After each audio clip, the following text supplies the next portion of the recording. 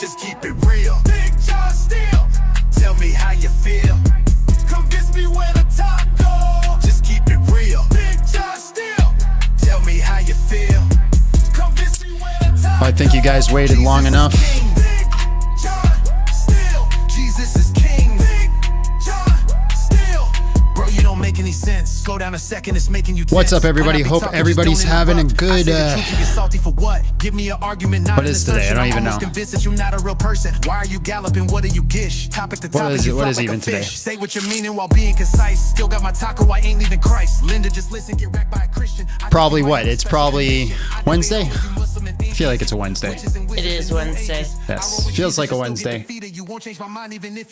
Abby, how are you doing today? I'm good. Mic underneath. What? You got the mic pointing up to your nose again. Isn't there? That's where it was. No, but you were leaning back here.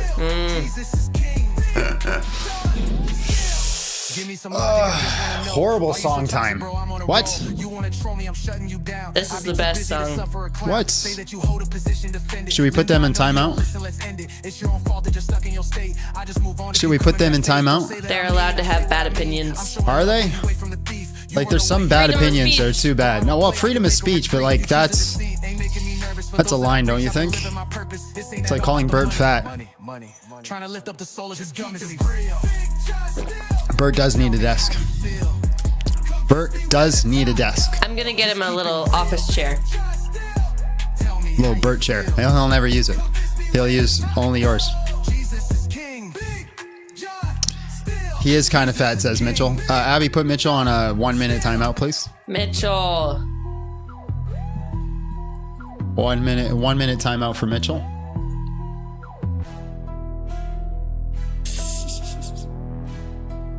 I switched to car audio for this song. That's the way to do it. That's the way to do it. No Bert slander. Not in this house. No, sir.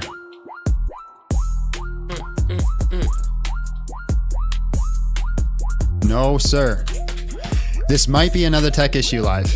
I'm not gonna lie, because I went through everything the other day and tried to get it all set up perfectly, so that way there was no issues, no problems. So we're gonna see if there's any issues or if there's any problems. That's I'm hoping not, but I really went through and I tested and I tested and I tested, and I'm like, I didn't know what else to do at that point. So we're gonna see.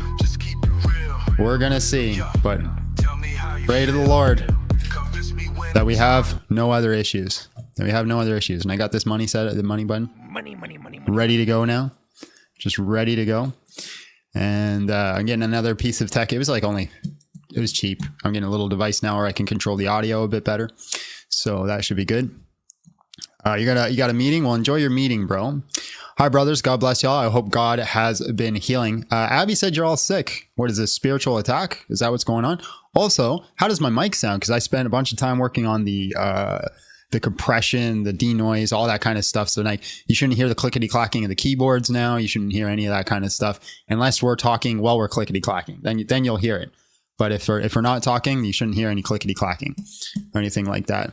I need a tech issue song. You're not actually. You know what? I got a month subscription to Suno or whatever the heck it's called. The freaking AI song maker thing. I'll get it to write me a song about having tech issues. That'd be fun. And then every time I have tech issues, I could put on the song. And actually, where is I'm forgetting his name all of a sudden. The guy who wrote Big John Steel song. Walk with the Spirit. Walk with the Spirit. Thank you. Where's Walk with the Spirit? We'll get him to do it because he makes banging songs from AI. Just dope songs. All right, guys, we're gonna do a prayer, and then we're gonna get you to pick the topic today. Can you make a song for Silly Gooses?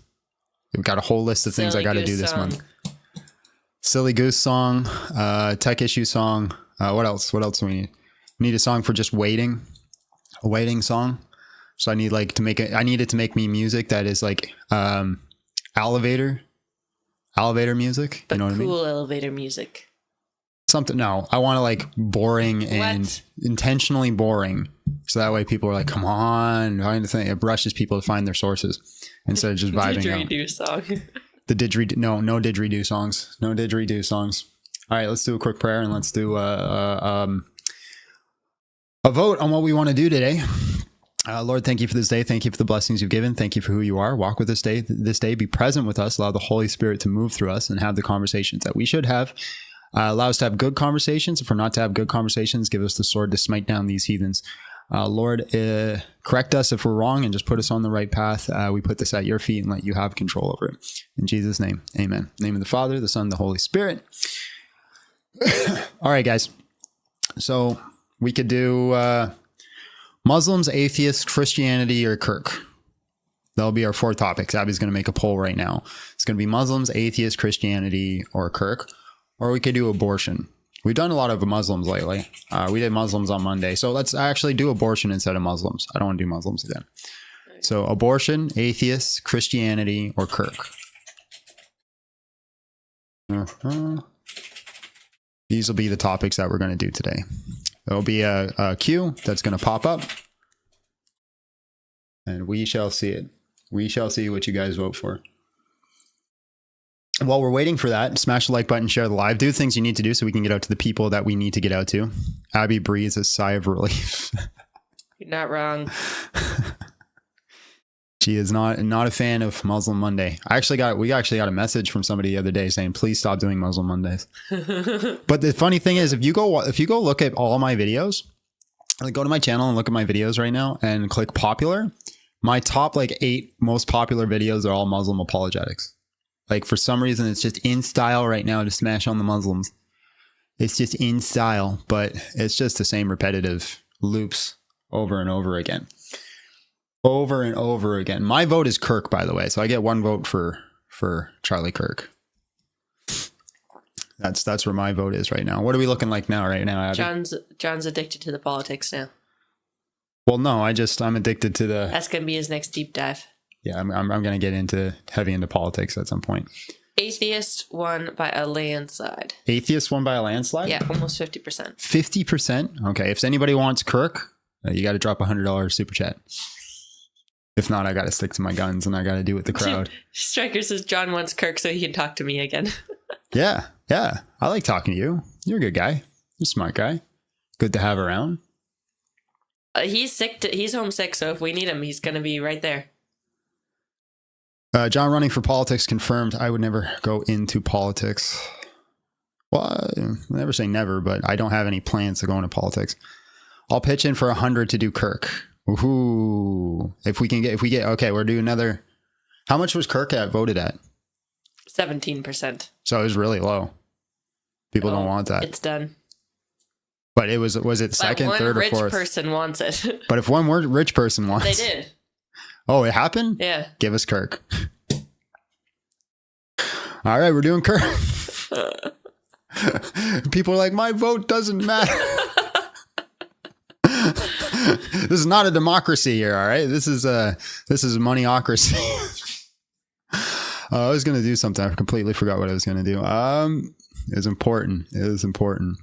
But biblical armor apologetics. Thank you so much. Yeah, we will do Charlie Kirk today. That will be the topic. So, I got to get that set up. Abby, entertain them.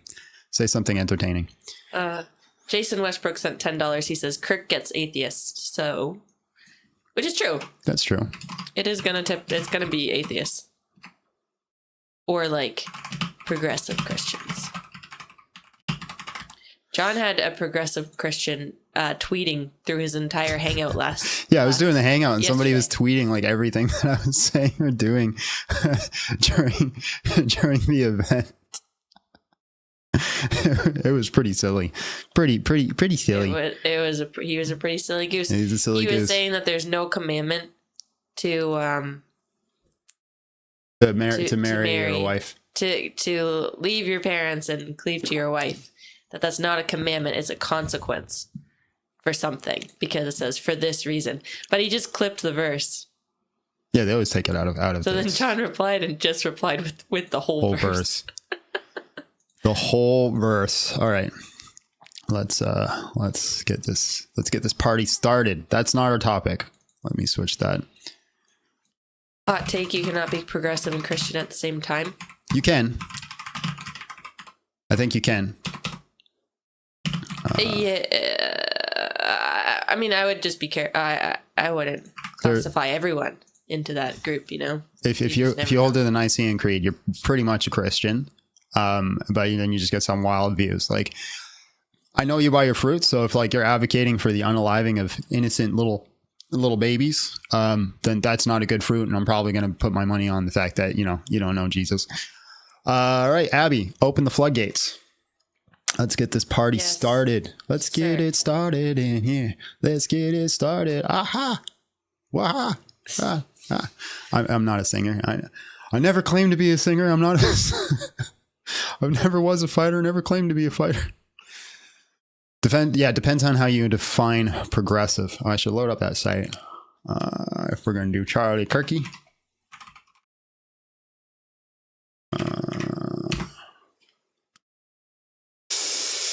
All right. We do got some guests. Let's bring in some people. Let's get it started in here. Let's get it started. Aha.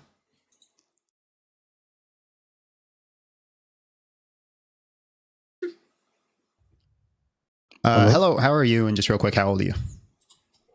Hey, I'm great. Thank you. How old are you? How old are you? Me or you? You. How old are you? Oh, I'm 25.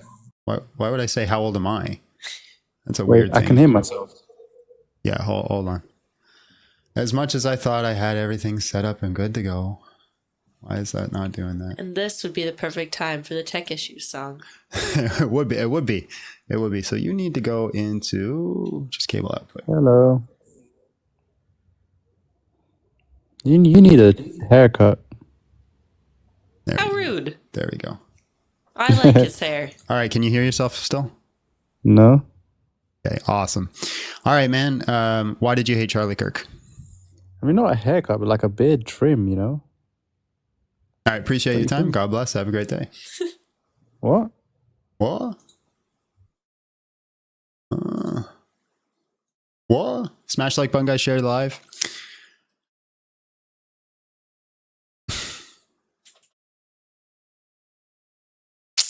Do the things you need to do. If you want to join, also, did I put that up? Gotta put that in there. Topic is John's hair. Apparently. It's not even as bad as it's been. What the heck just happened? There you go. What are you eating? My pen. Oh. What are you eating? Huh? What are you eating? Nothing. I'm just wondering why your voice sounds like that. I got an oral, what do you call it? What do you call it when it's like you always want to chew on things? Oh my gosh. No. I hate, you just triggered me. Hello, how are you? And just real quick, how old are you? I'm good. I'm 20 years old. All right, bro. Why did you hate Charlie Kirk? Just based on his views on the whole Palestine-Israel thing. I mean, of course, you can have those views if you want, but just the way he used to take money from donors. I mean, it was all blood money at the end of the day. I mean, he did start noticing at the end, but So he and took just his he took he was took money from donors, and then once he realized he didn't want that kind of money, he rejected it. So why do you hate him? just like the whole process of how he was a spokesperson for the IDF, saying, they were essentially the most moral army in the world. After, and of course, you see what's happening there. I don't know your views on it, but I think both sides are completely evil and abhorrent. I'm talking about the innocent people getting unalived. And Yeah, of and course, both sides have been doing that. it's a larger scale. It's a larger scale on the Palestinian side, and it's been So going on for it's longer. just so it's not the fact that they're unaliving innocent people; it's the fact that they've done more. So therefore they're more evil. No, I'm Because not saying both that. sides are unaliving innocent people. I've saw videos on both. But of course, it's at a larger scale Yeah, for a longer period of time. I yeah, condemn any loss of innocent life. yeah. However, if you're So going to be a we can both spokesperson, agree that both sides are evil and doing terrible things. I go by the part of H group. I'm assuming you're talking about H group. I see the resistant group. I don't think they're a T group. They're You just a don't think? resistant group, in my opinion. Yet they were using them as a military force. Who? Palestine. That was their primary Yeah, fighters. they're a resistance group. Yeah. Yeah, so both sides were pretty evil. I mean, there's a lot of lies have been told about H group. I mean, what do you expect from a resistance group? But that's besides the point. I mean, we both concede that okay, you can concede both sides are evil, Yep. but we both mutually agree that Israel's evil, right? I said both sides are evil. So both sides are But I doing mean, terrible, horrible things that they shouldn't be doing. And that's a problem with war. If you go to war, both sides are going to do terrible, evil things. That's how war works. okay, yeah, I get that. So Mhm. if someone's a spokesperson for, okay, you're saying both sides are evil, I'll let you have that. Okay. If someone's a spokesperson for either side and taking money from them and practically spew propaganda, I have a reason to hate them, no? Okay. So do you hate everybody that supports Palestine? No, I'm pro-Palestinian. Okay. I don't hate Palestine. I'm saying Right. you can So have your do you opinion. see the hypocrisy there?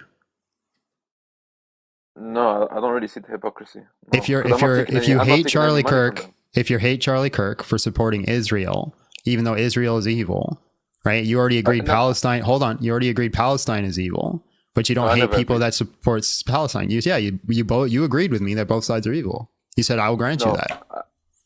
I'll grant you that, but I'm just saying from my like I'll grant you that If you grant me just it, for the then sake of the discussion, well, then you're not granting it. for the sake of the discussion, Yeah, of for the course. sake of discussion. If you grant it, then you have to stay consistent for the rest of the argument that Palestine's evil. You can't switch back and forth when it doesn't fit your narrative. No, So are they or I are did they not state evil?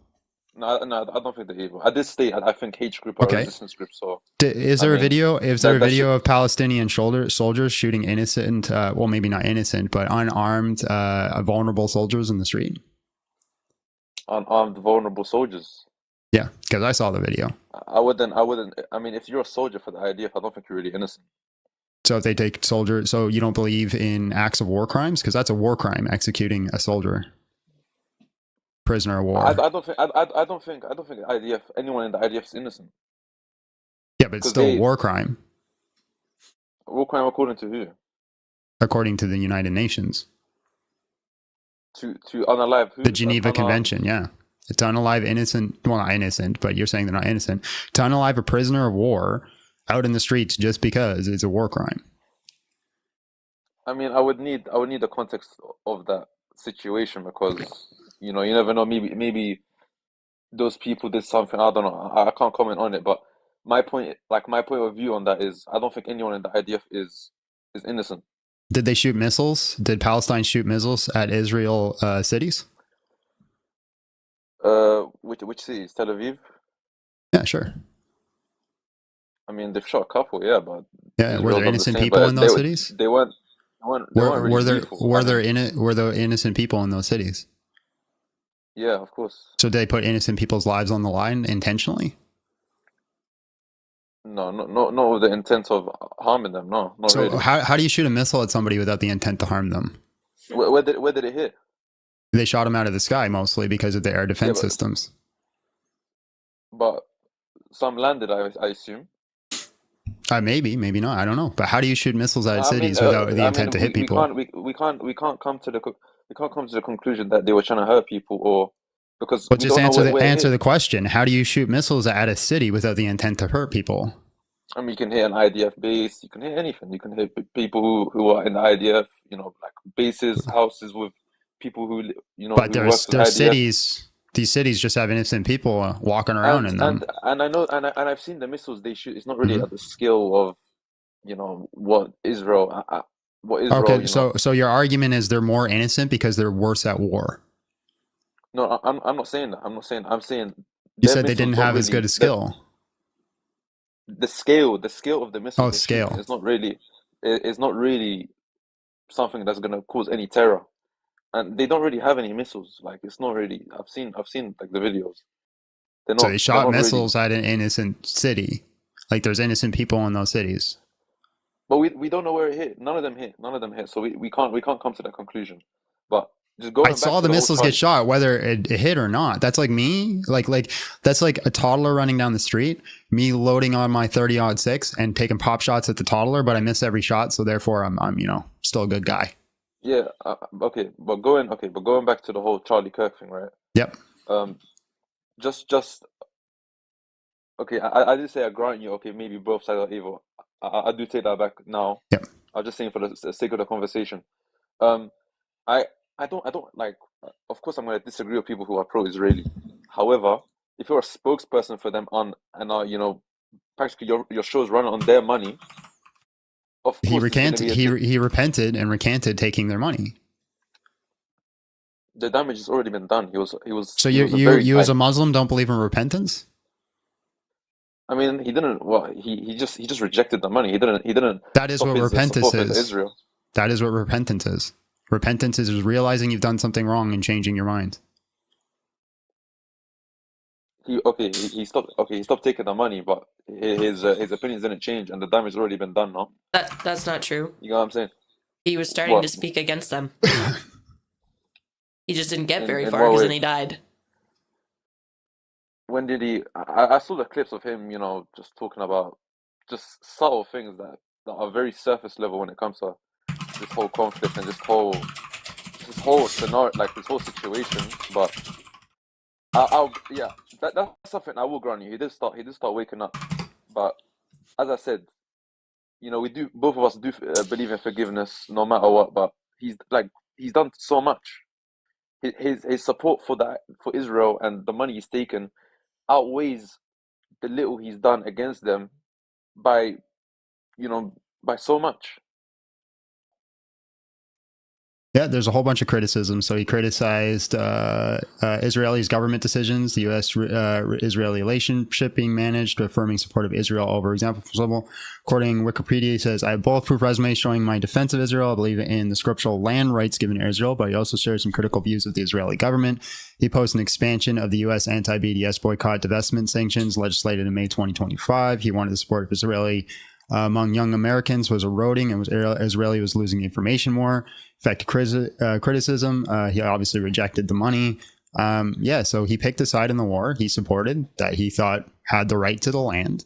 You pick a side to the war that you support thinks has a right to the land. Things that he thought were wrong, he rejected. Things that he thought were right, he accepted. So why do you hate him? I'm very confused. Just based on the fact that he was a spokesperson for them while taking money from them. I get the Okay. fact that both of us believe in Does he have forgiveness. right? Does he have right to hate you? I don't really care if he hated me or not. Yeah, but does he have a the one. right to? Do you think he'd be right to do Anyone so? has the right to hate me. Anyone has the right to. I just need to know why. Because you support Palestine. I don't hate him for supporting Israel. I hate him for the fact that he took money from them and his whole propaganda runs. But again, On those for the that money. 20th time, he took the money, then he recanted and repented from taking the money and stopped taking it. Okay, when you say repented in what way? What, religiously? By Or definition, he just started realizing? repent means to change your mind and stop doing the thing that you're doing.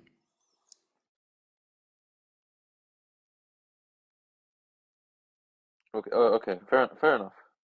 But as I said, the stuff he did outweighed his subtle realizing, his So, subtle repentance. That's my point. Like, of course, so if he had like, not been unalived and then he started talking against, but this is just so wild because what if he got to live and then he made more of an impact? Then you wouldn't have cared? Or you wouldn't more hate of an him? impact, more of an impact on what? Well, you're On saying he didn't do enough to make up for what he had done, but he got he got unalived. Like that's not really on him, is it? Of course, no, of course it's not on him. But I didn't celebrate when he died, of course. But listen, I just think objectively what he did in support of the IDF, Israel, outweighed a ton. I'm just gonna keep on saying that, of course. But Why? Why does because that it's give you a true, it's reason to true. hate him? Because it's true though. But why does that give you a What? reason to hate him? Because he's practically directly involved in what's happening. He's a Okay, so spokesperson for them. just based off your logic, though, he has every right to hate you because you support Palestine. I'm not a direct spokesperson for them. I don't take any money from them, do I? Well, you don't have the ability to do so, but I'm sure if you could, you would. And I would be a spokesperson, but not someone who's directly involved in the conflict. You know what I'm saying? Directly involved as a spokesperson Well, for hold on. He took a group. money. He took money from Jews, right? Do you have any evidence to show that he was taking money specifically for the war? What reason? What reason would you have to have Israeli donors, Jewish donors? Because he had donors from all over the world, from all sites, all sorts of people to support his goal, A very right? His business. no, yeah, no, but Part of how he no. started his business was walking around asking people for donations. Do you not find it like, I'm not saying suspicious, but do you not see the correlation of ever Correlation is since not causation. You have to provide evidence. do you not? I mean, the evidence is that his main donors were Jewish now, Okay, provide evidence of that. That and those are his primary and main donors. in the last in his last like WhatsApp messages with Candace Owens, like wasn't he given like 2 mil as a donor? Like, Can you provide any evidence? He didn't take yeah, the WhatsApp that. message or like that The picture. which message? One of his last messages before he got unalived. He lost money because he Yeah, wasn't. I know, but He was speaking I know he against them. didn't take it. However, the offer was, what was it, like 2 mil? So he got I know he he turned got that down. offered money and he turned it down. No, I'm just showing you like the scale of how much money they were giving to Okay, him. so the answer was is an you offer on don't the have table. any evidence. You have evidence of people trying to give him money and him rejecting it. Okay, okay. So I'm gonna ask you a question. Do you Yep. think he received money from Jewish donors? I have no idea. What? He probably had donors that were Jewish, but that's a different thing than what you're saying. I mean, if you don't believe he had Jewish donors, then I never don't made the know. claim. I'm saying he probably had donors that were Jewish. Now you're saying that there's specific donors that were supporting the war. They're sending him money to support the war or to advocate for the war. Can you show me that? No. I'm just saying. Ever since he started getting donors and the money started coming in, he was way more vocal on the conflict. Way more vocal So on. correlation fallacy. Correlation is not causation. You're saying that he has donors, which you've yet to provide me any evidence for. And then once he got the donors, he started speaking out against it more. Now, let's say I'm just going to grant that, right? That he started speaking out more when he received donations. If he genuinely believed that Israel had the higher ground in this battle, that still wouldn't be a wrong thing to do. If he genuinely didn't, then he would be a bad man. Like if he didn't care about the war and then he took money to speak on it, that'd be a pretty cruddy thing to do. So if he believed in what Israel was doing, it would have been okay. Yeah, like for example, I'm a Christian, and a lot of the times I speak on Christianity, and there's sometimes I take money to speak on Christianity. So I don't think that's wrong for me to take money to do that because it's something I'm very passionate about and I do actually genuinely believe in. But you're not doing it in the sense of you're tarnishing other religions in this Absolutely. context. I am an He was doing. Islamophobe. Why are you scared of Islam? Oh, I'm not scared. Well, I am, mainly because, Islam will, take people out that, criticizes the prophet. But I do not like Islam. I do not think it's compatible with the West, and I think it teaches horrendous things. So I do that. What is compatible with the West? He's been voted off the island, just so you know. He's been voted off the island? Yeah. All right, my friend, we got a voting system. The crowd has voted you off the island. I do appreciate your time. I got something in my eye. No worries. God bless. Have a great day. No worries. Have a good. Don't be scared of Islam, and you should. Don't be scared. Don't be scared. Sharia law is great. I'm just letting you know. Sharia law is absolutely not great. No, appreciate your time. All right, let's bring in the next guest. Liam, hello, how are you? And just real quick, how old are you? Hello. Boy, he's a spicy boy. It's a spicy boy. All right. Yeah, we all heard you. You're good. I got you though. I got you. All right, man. How old are you? All right, I'm 20 years old. All right, man. Why did you hate Charlie Kirk? I hated Charlie Kirk, but I'd say more because I'm an atheist, and I think that a lot of his views had to do with a more outdated religious kind of source, which, I mean, I understand where he comes from, but I think in most cases it's due to the fact of that atheism has never been done correctly. Well, I say atheism, but more secularism. Yeah, so I don't understand your critique. So what I'm saying is that a lot of his views, especially on like on his views on guns, because he is a very pro-gun say man, pew right? pew. Pew pew. Yeah. He's a very pew pew man. And one thing that I've researched recently is that all guns, most deaths in the States come from gun violence, A. And B, that's not true. I've seen the argument where there's also the fact of most gun deaths are legal guns, right? But I checked, and actually the most pew pews come from like legal sources. So at some point, although most pew pew deaths were done by legal guns, they come from legal sources, meaning that them being in rotation, pew pews being in rotation at all, means that there's going to be more deaths by pew pew and leads to a lot more of these tragedies where I see him completely wrong and indirectly. So your criticism is he was pro pew pew. My criticism is pro pew pew and also overly kind of. Okay, so what's your main criticism? Like, just is that it? Your main criticism? Yes, main criticism is pro pew pew, meaning that in my view he's indirectly responsible for the death of many. Okay, so because he was pro pew pew, he's indirectly responsible for the death of many. So let's just see if you're consistent. Yes. Do you hate everybody that's pro pew pew? Well, the thing is, he spoke for many, and he would use a lot of kind of language that would, like, as he said, most pew pews were illegal. Like most pew pew deaths would be illegal and by these gangs. And you're not answering my question.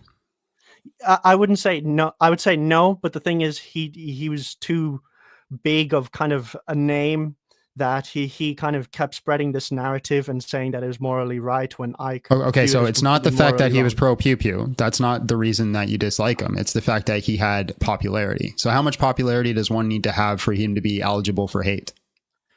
No, the thing is, I think that he was too misguided, in my opinion, and that he would talk without knowing enough about some of the subjects, especially on kind of like Western ideals. You're not answering my question. Sorry, go ahead again. So my question, right? So you say you don't like him because he's pro pew pew, but you don't hate everybody that's pro pew pew. So then clearly, and then you stated it's because he has a bigger influence. So it's his popularity. So how popular does he have to be for him to be eligible for hate? Well, I mean, I'd say I don't hate everyone that's pro pew pew. I just dislike that most of the time it comes from like an unfully educated stance, right? So I would say that Charlie Kirk didn't know enough. Okay. Do you hate everybody that's pro-pew-pew that doesn't fully educate themselves on all aspects of it? I would say that yes. Well, not hate, but I would say Charlie Kirk also with some of the things he said, like it's worth having a few gun deaths. I'd say that's a crappy thing to say, and I'd say that he's also his view on capital punishment. Okay, but you're just kind of gish galloping and not really answering my questions, right? So I would say no, but he said many things around it that have made me very kind of spiteful towards him. Okay, so again, it's just the popularity. No, he's made other comments, as I said, with the kind of. Okay, so it's not that he's pro pew pew; it's the specific comments he made about pew pews. Yes. Okay, what specific comments did he say that justifies him worthy of being hate, but not others who are pro pew pew? Well, the thing is, I would hate a lot of them that are pro pew pew, mainly because it's kind of like if they're supporting it blindly and then they're like they're causing other misinformed people to get them. I'd say that I would hate those people because I mean you would hate someone who spreads false information in any sort of way, as I hate people from all sides of the political spectrum when something's not fully kind of thought out. Right? Because if something's not fully thought out, again, you're just kind of going on big tangents, and I'm not getting a criteria on how you qualify him as being worthy of hate. What exactly is the criteria that he fell under? That's not just specific because it's Charlie Kirk, but it would also fall to everybody else who falls into the same category. That's how you stay consistent. What's the criteria? What's the criteria? I guess spreading misinformation, and especially if it comes to deadly sources. Misinformation. So every single person who spreads a misinformation, you hate. I'd say yes. I think that's a very clear thing to hate from any side of the spectrum. Yeah. Okay. So how do you know that they're spreading misinformation and maybe you're not the one spreading misinformation? As I said, and I researched because I forget what it is, but it's one of the American kind of sources of how they track guns, that all of these guns are legal, and he's made claims that a lot of the gun deaths are illegal, meaning that is misinformation, that maybe you're just not looking too far into it because it's kind of a real claim, but it's just because it's not. You're confident enough to say you're confident enough to say that he wouldn't have a rebuttal against that? Yes. Because every time somebody thinks that they got him and they go open, because he's always had open debate platforms, he was always able to rebuttal against those things. So let's see if we can find a source. Generally he does, but there's quite a few times where he would say that I just disagree. And then that's it. And that was his entire argument.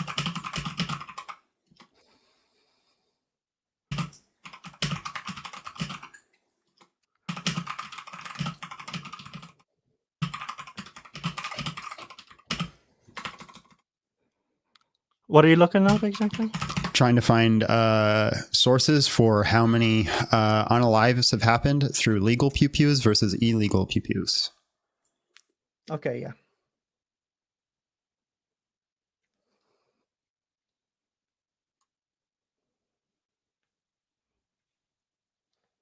Mm-hmm.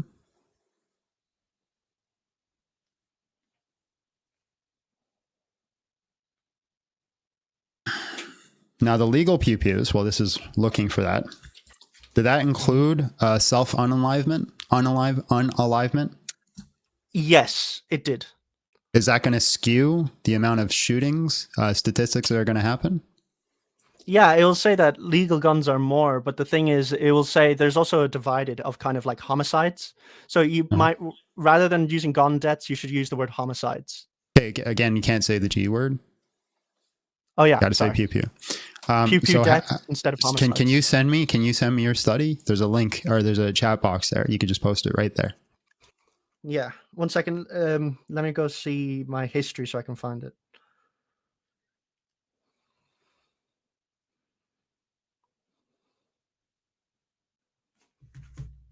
Because the pew-pew tracking is ATF National Firearm Trace Center. Yeah, you could put it right in the link there. Here, wait.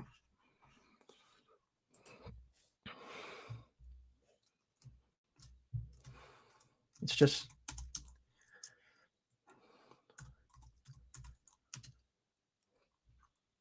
you have to go searching for it, but It's recorded there.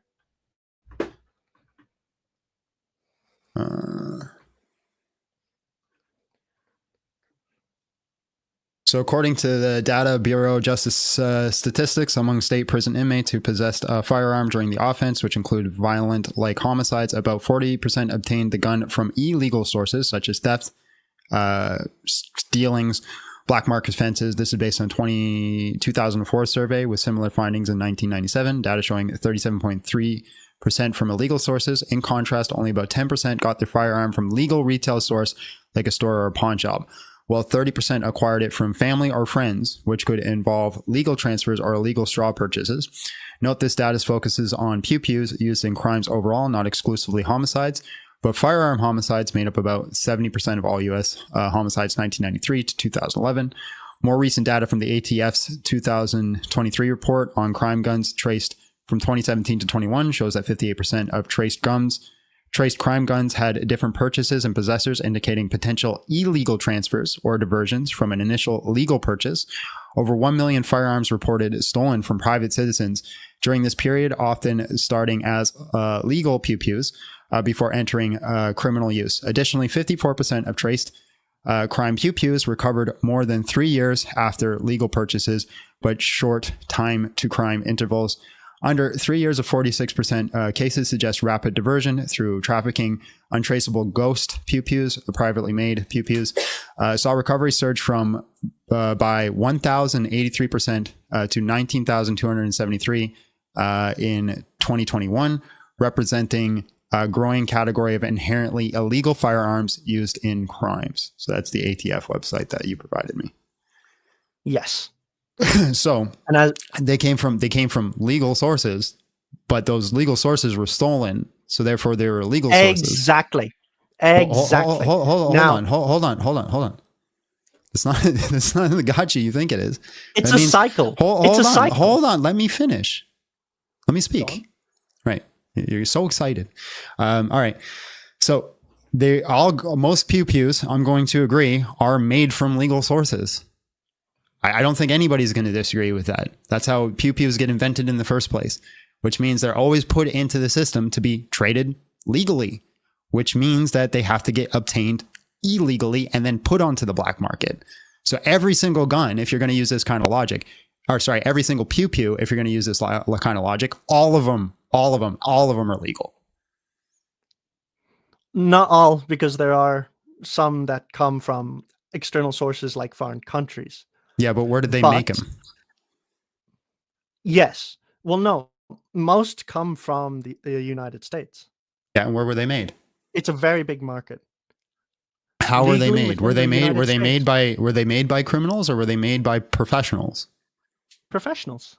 All right, so every single pew-pew was made by a professional with an intent for them to be used legally, and eventually it gets put into the system illegally. Yes. So if you're going to use that logic, every single gun that is ever put into the system is a legal firearm. Pew-pew. I got to say pew-pew. You got me off of it now. Sorry. Yeah, well, as I said, that it's indirectly, like, supporting legal pew-pews means that you would be indirectly responsible for even all the illegal debts as well. Which, if he was completely against pew-pews, that would completely alleviate all of that. Right. So phenomenal. Are you against driving? Against driving? Yeah. Well, the thing is, driving is not made with the intention of harming others. No, it's made for the intention of protecting yourself. And then also, technically, the statistics are still lower for driving deaths per car compared to guns. It's not. It's much higher. No. Again, answer the question. Don't dodge the question. Are you against driving? No, I'm not against driving. Mainly because its purpose is not. Right. So you're not against driving, even though there are illegal activities done with driving all the time. For example, people traffic illegal guns in vehicles, or illegal gosh dang it, I hate this TOS stuff. The illegal pew-pews in vehicles, do they not? What? Sorry, say that people again. Traffic illegal pew-pews in vehicles, right? Yes. Okay, so you indirectly support the pew-pew trade because you support driving. No, because no, if you support Yeah. driving, believe it or not, most drivers, believe it or not, are not carrying firearms legally. That is more compared to the person. That's that as you the mis- you purpose of misunderstood. these You guns- misunderstood what I'm saying. the When they purpose of cars traffic, when made- they traffic pew-pews, how do they do it? Yes, Do they do it in vehicles? they can do it in vehicles, but not necessarily just cars. It can be on a plane, on a boat. Yeah, but okay, but does it happen in cars? Does it happen in cars? Does it happen in cars? Yes, it does. Okay, great. Just don't be pedantic, man. You know the question I'm asking you. Answer the question directly, right? All right. As I am. Stop being a silly goose. All right. So they can drive it in cars, right? So they drive it in cars, right? Yes. You support people legally driving cars, but some people illegally drive cars and transfer pew-pews in them. So therefore, Well, you indirectly let me land something here? No. I'm still haven't finished what I'm saying. Go on. So you indirectly support the pew-pew trade. No. Why not? If Charlie Kirk, Because if if I Charlie had it Kirk, my if way- Charlie Kirk, hold on, if Charlie Kirk supports the legal use of firearms, but by supporting the legal use of firearms, people illegally use it, and he therefore indirectly supports the illegal use of firearms, explain how logic doesn't follow. It doesn't work. Okay, hear me out. If Yes. I had it my way, cars would be legal and guns would not be legal Pew-pew. to make. Pew-pews would not be legal to make, so there would be no pew-pews to traffic. Because as you said yourself, most pew-pews are made legally. So there is a world in which you can have cars and no pew-pews. So your argument then is everybody who supports the making of pew-pews is worthy of hate? I would say they're wrong, and this is cycling back to the argument we had before, where But I'd say that because your argument is that he Charlie Kirk misinformed- supported. Your argument is Charlie Kirk supported the legal use of firearms, but that indirectly supports the illegal use of it. He also in that he's also kind of supporting the legal creation of pew-pews. Okay, which so do I'm you hate completely everybody that against. supports the legal creation of pew-pews? As I said before, the reason I hate him in particular is because that he would speak misinformed, and that he would spread this kind of narrative. Now, I would say that most No, people he who didn't believe in speak it would be misinformed. He didn't speak He misinformed. would speak. No, he didn't. Most of the Didn't he pew-pews, we just read it together. Most of the pew-pews come from illegal sources. Your argument, your silly argument, is that all of them have to start off. Legal source. Your silly argument is that all of them have to start off at a legal source somewhere, so therefore it comes from legal sources. Yes. Do you understand how that's a silly argument? He's not supporting the illegal use; he's supporting the legal use of it. Just like if somebody But gets a isn't car, he hold wrong on. in saying that if pew-pews didn't exist, he wouldn't Okay. have to worry about that at all? If cars didn't exist, would there be any drunk driving accidents? Well, no. Well, technically, I'm sober, so I don't drink either.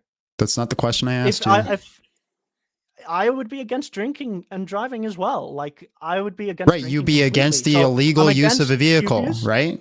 Yes, I am, and that's completely reasonable. Right. So Charlie Kirk was against the illegal use of pew-pews. What's the symmetry breaker here? There's a reason. There's a reason why drink driving is legal. The same reason that gun. You know what creation else is should be legal. illegal? You know what else is Pew-pew illegal? creation. No. What? Go ahead. So you know what else is illegal? Using pew-pews in Go ahead. ways that are not supposed to be used. Yes. So here, but I'll tell you a if true you didn't story. have Hold on, I'm going to the tell you a true pew-pews story. I'm going to at tell you a all- true story. I'm going to tell you a true story. Okay, go ahead, please.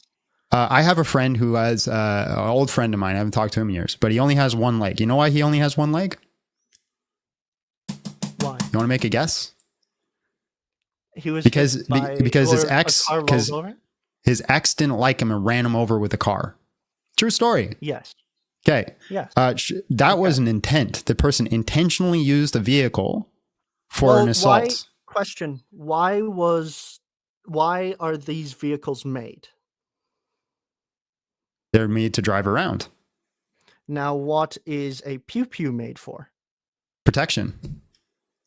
No, it's not for protection. Yes, it is. You tell that to armies. The armies are Offensive- protecting their country. No, not Yes. offensive ones. That'd be an In improper army, use there's of two it. sides. There's The the point- the defensive point- and the offensive. The point of the pew-pew is And to defend then, yourself. Why would then So, why so would let me the give you an states intervene in example. so Let many me give countries? you an example. Let me give you an example where a pew pew might be a good thing, right? I'm trained in hand to hand combat. I'm literally what you qualify an expert as in hand to hand combat. If I go to attack somebody who's like a little old lady out on the street and she's got just her hands and I got just my hands, what is she going to do? Nothing. Nothing. I'm gonna beat the crap out of that little old lady. I'm gonna take her purse, Well, yeah, right? the thing is, Hold on. Don't try to guess where I'm going. Just answer the slow. question. Just answer the question. In most I'm- cases, I'm- they'd be too slow to react if you wanted to, if you were trained. Let's just say a middle-aged man who has no training. Okay. What's he There's gonna no do? training. What's he gonna do? Yeah. Probably put himself in a position where, yes, he might be injured, but he has less chance of getting a weapon stolen from him. As we said, is a very big issue, isn't it? You're not. With You're all the dodging. with Why all do you the keep pew-pew trying to deaths. predict where I'm going? There's no pew pews in this scenario. Stop changing my analogy. Answer the questions directly Oh, and stop being a silly goose. Fine. He would try to defend himself, but most likely he'll get hurt. If He's someone like gonna you get would the crap beat out of him, bro. I guarantee it. Yes. Unless somehow he's a freak Yes. phenomenon, I'm gonna beat the crap out of him. I'm gonna take his wallet. Or what happens in the UK where they don't have pew pews? What do they say? They're gonna wet you. What does wet you do? They take a steak knife, something used for cooking steaks. Okay, and now they use let's- that. Hold on. I'm still not done. You keep cutting me off in the middle and trying to predict where I'm going. Or did you see the video where that young teenage girl, 13-year-old girl, had to pull out a baton and a knife and start challenging these gang members that are coming at him? Now, let me ask you this question. And listen, this is coming from a guy who's actually, hold on. Please pull up UK Yeah. knife violence Hold on. numbers and ask why There- knives shouldn't Hold be on. made illegal I'm gonna based mute you. on his logic. All right, because you keep trying to cut me off, I'm going to mute you now so I can finish the train of thought. All right, you're so excited, you're not listening to what I'm saying. You're waiting to jump in. All right, so this all happens. I also live in Canada where you're not allowed access to pew pews. People are still being kidnapped. There's a place not far from where I am at right now where people are being kidnapped and assaulted. So the removing of pew pews is not going to stop any of this. Now, here's the thing. I'm actually not pro pew pew. I'm against pew pews, but I'm just arguing from the logic of Charlie Kirk here and saying it's not a good reason to hate somebody for being pro pew pew. Any one of these people, if they had a pew pew, it's the great equalizer, right?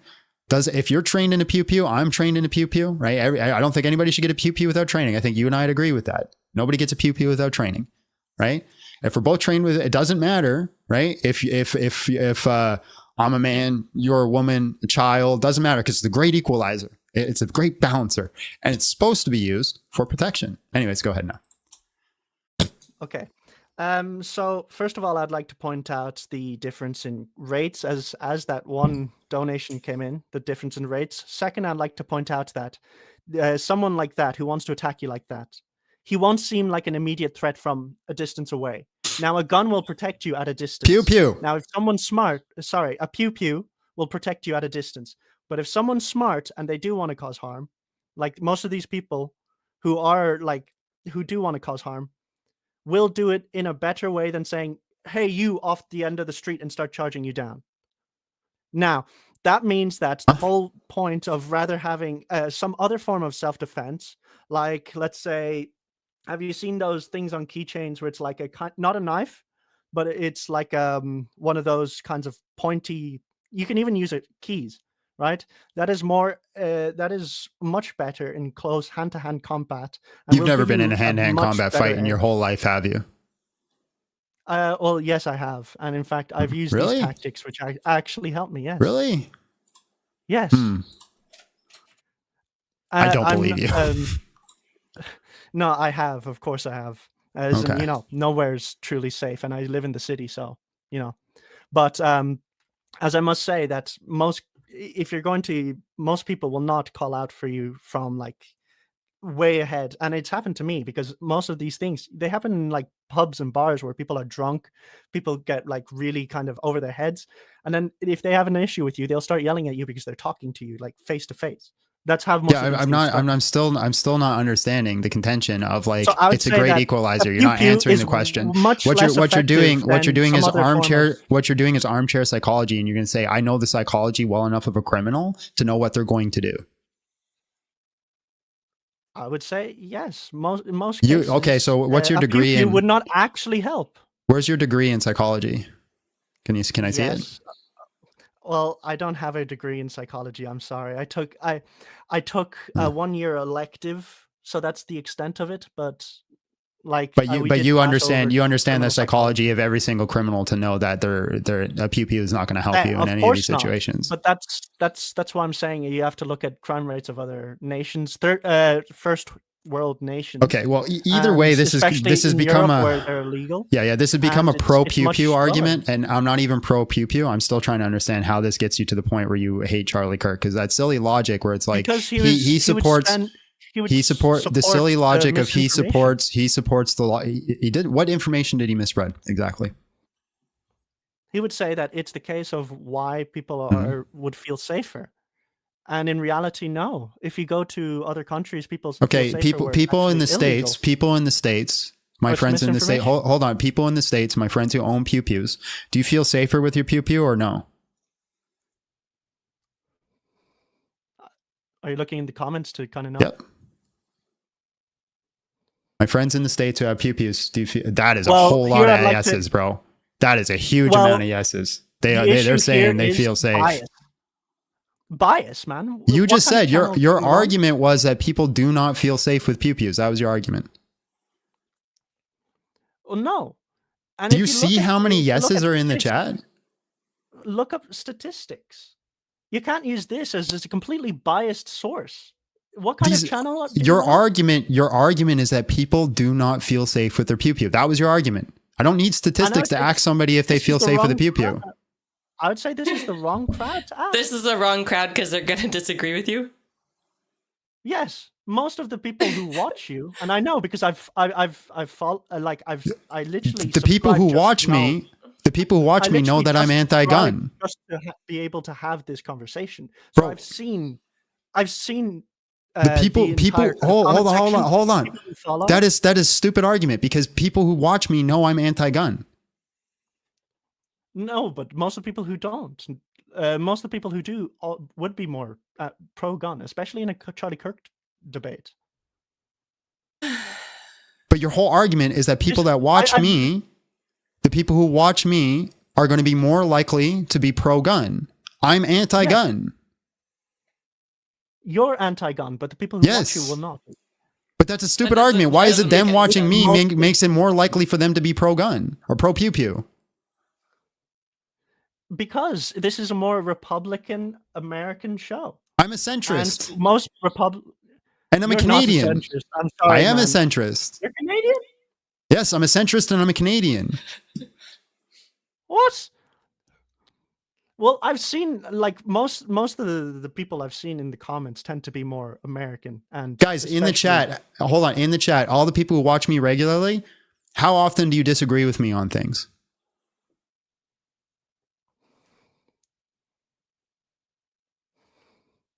Canadian lot. does not necessarily mean liberal. This person said not often, quite often, several. Never, you're amazing. Often, 90%, 80%.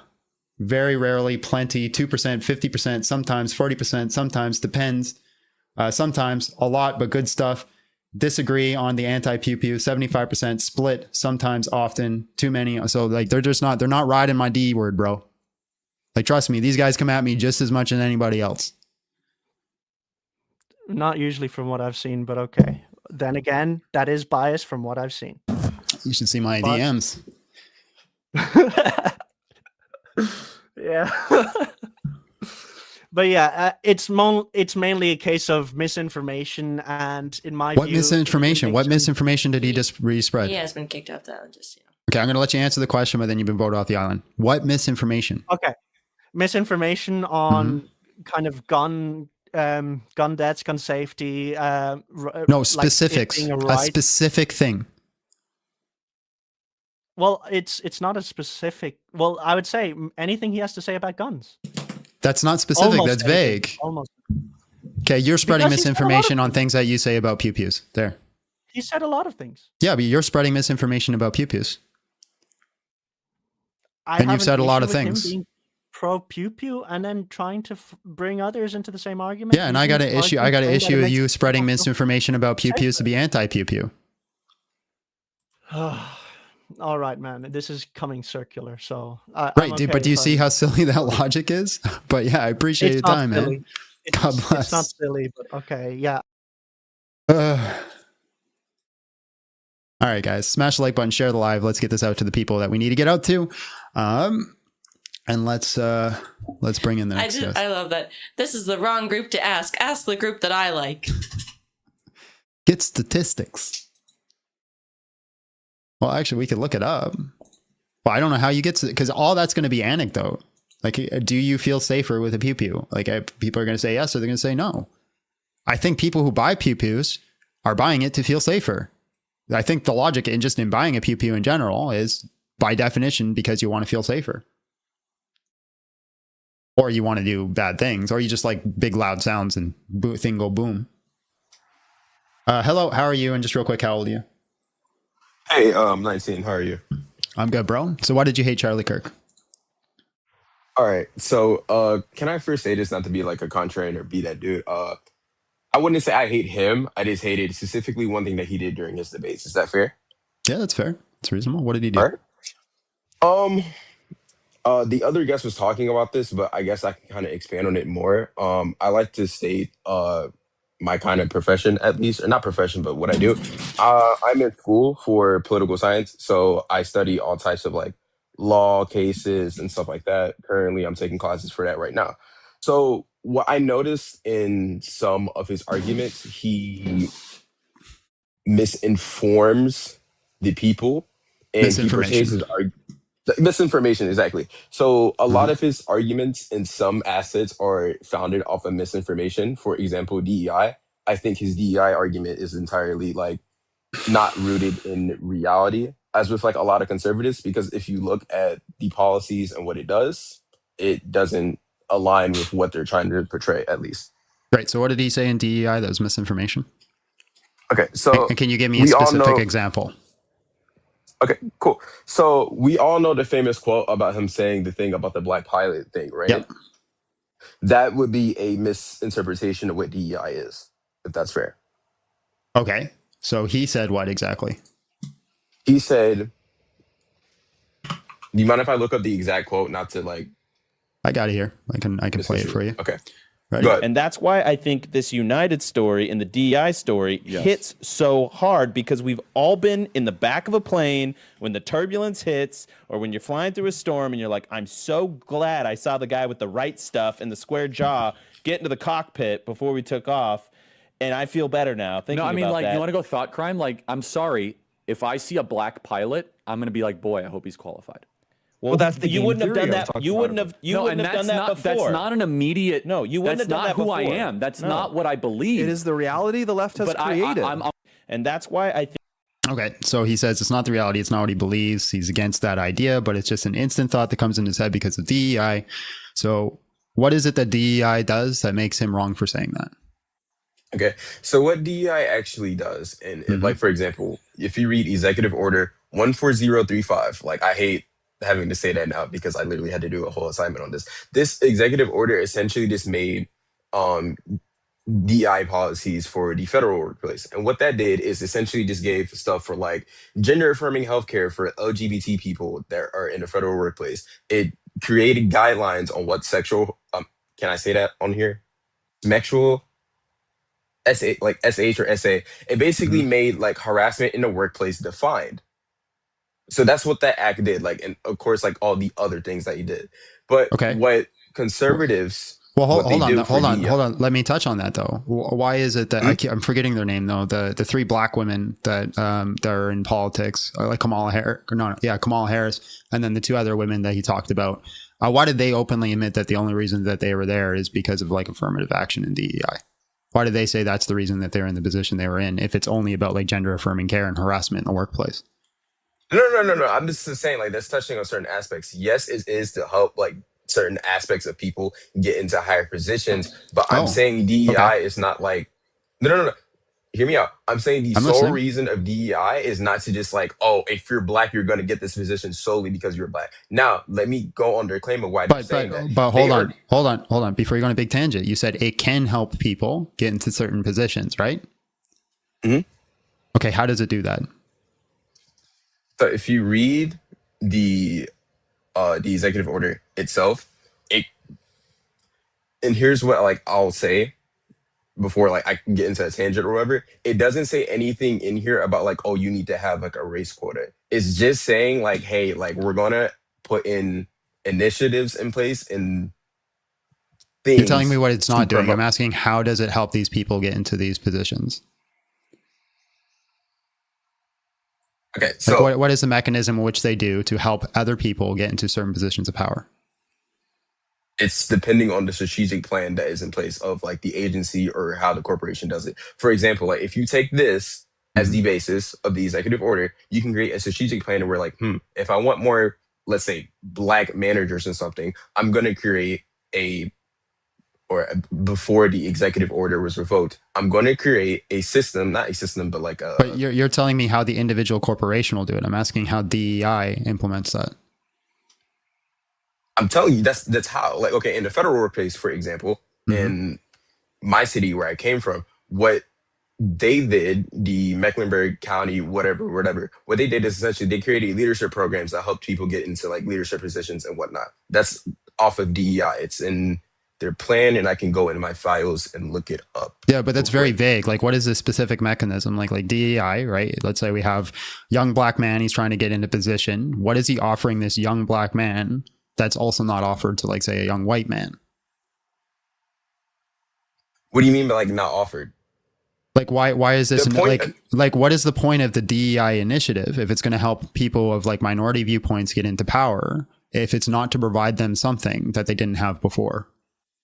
The point is it's like, okay, so it's to provide like an equal opportunity, essentially. It's not to say that it doesn't happen at all. It's like, Equal. hey, Okay, so what did they not have? Like, for example, me as a young white man, what do I have that a young black man doesn't have to, say, get a job as a pilot? financial access, for example, like that could be one. Just to throw it I out grew there. up Like, I'm poor. not trying to be fun. I was literally homeless less than 5 years ago. I didn't know that. Like, I'm not trying to be funny. Mhm. And I'm proud of you for getting out of that, by the way. Thank you. Props. All glory But, to like, God. Yes, amen. But I'm saying, like, just like off, like you compare like two normal people with like normal economic like status or whatnot. Like the average black person or black household has less wealth than the white household. I'm not trying to make it about race. It's just how it is. Okay, so Like- we could say like overall, white people have more what do you call it? Systemic, where it comes from your ancestors. They have more generational wealth than black families, and I can even grant that because of everything that happened to you guys in the past. Are you black? Right. I'm assuming. Yeah, that's kind of crazy. Right. But yeah, So there's more generational wealth. So they're giving young black men money. I mean, it could be that, like, you could create like a program to where it's just like, hey, like if you're a young black man, you want to get into piloting, we're gonna help you get So they your could. licensing. But They haven't. So what is the system that's currently set up? What are they currently providing them? What is the point and the purpose of it? Like, if they haven't still, done that already, then what is it? What I'm trying to say is just like, I'm not saying that like it can't happen at all. What I'm trying to say is just like, how do I explain this to where it kind of like makes sense for like everyone? It's like equitable, if that makes sense. Like the equity part, which is like the E part of DEI. Like, I'm not trying to be funny or like try to pivot. Yeah, I know what equity is, but I'm trying to. What I'm trying to figure out is what is the equity they're providing. I'm trying to say, like, through these possible programs, they can allow more people to get into these places because of like. Right. I get the goal. You're giving me goal. I'm asking for method. Like, how would they do that? So how are they doing it? That's my question. Like, what is the current system put into place where somebody like Kamala Harris says that I'm here because of affirmative action? What did she get access to that, for example, a young white woman didn't have access to for the same position? Well, women, I guess, would qualify as well. Let's say a young white man wouldn't have access or did have access to. So what did they provide her that was giving her equity so she can go into the same position?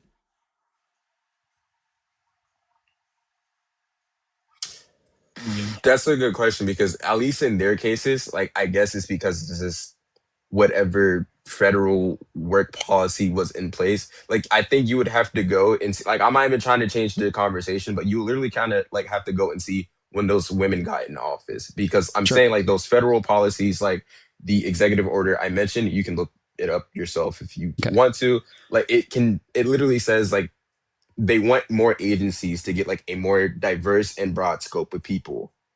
So Sure. it could Yeah. because of But that. again, Like I don't know. that's goal or my method. So let me give you this is anecdote, right? So it's not evidence, but this is just my personal anecdote.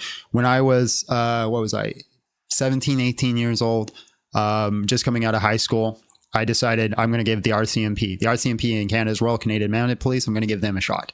I'm going to see if I can be part of them. I went to one of their meetings, and I talked to, because they did like recruitment meetings, and I talked to the recruiter. The recruiter literally told me that because I'm a white male, I have less of a chance because they have an abundance of white male already, and they're trying to get a higher criteria of diversity. So they're specifically focusing on hiring, people who are not me. So they weren't telling me no, but they're telling me my odds are less likely because I was a young white male. Right. So that would be an example of like equity, which literally means even if I was more qualified than the, the woman next to me, right? She would have a better chance than me because they're trying to reach a certain quota. Now that's them. I'm not saying that's everybody, but that was them at that time. And this was many, many years ago. I'm an old man now. So what exactly is being provided to these people that give them these situations where they can have equity that they didn't have before?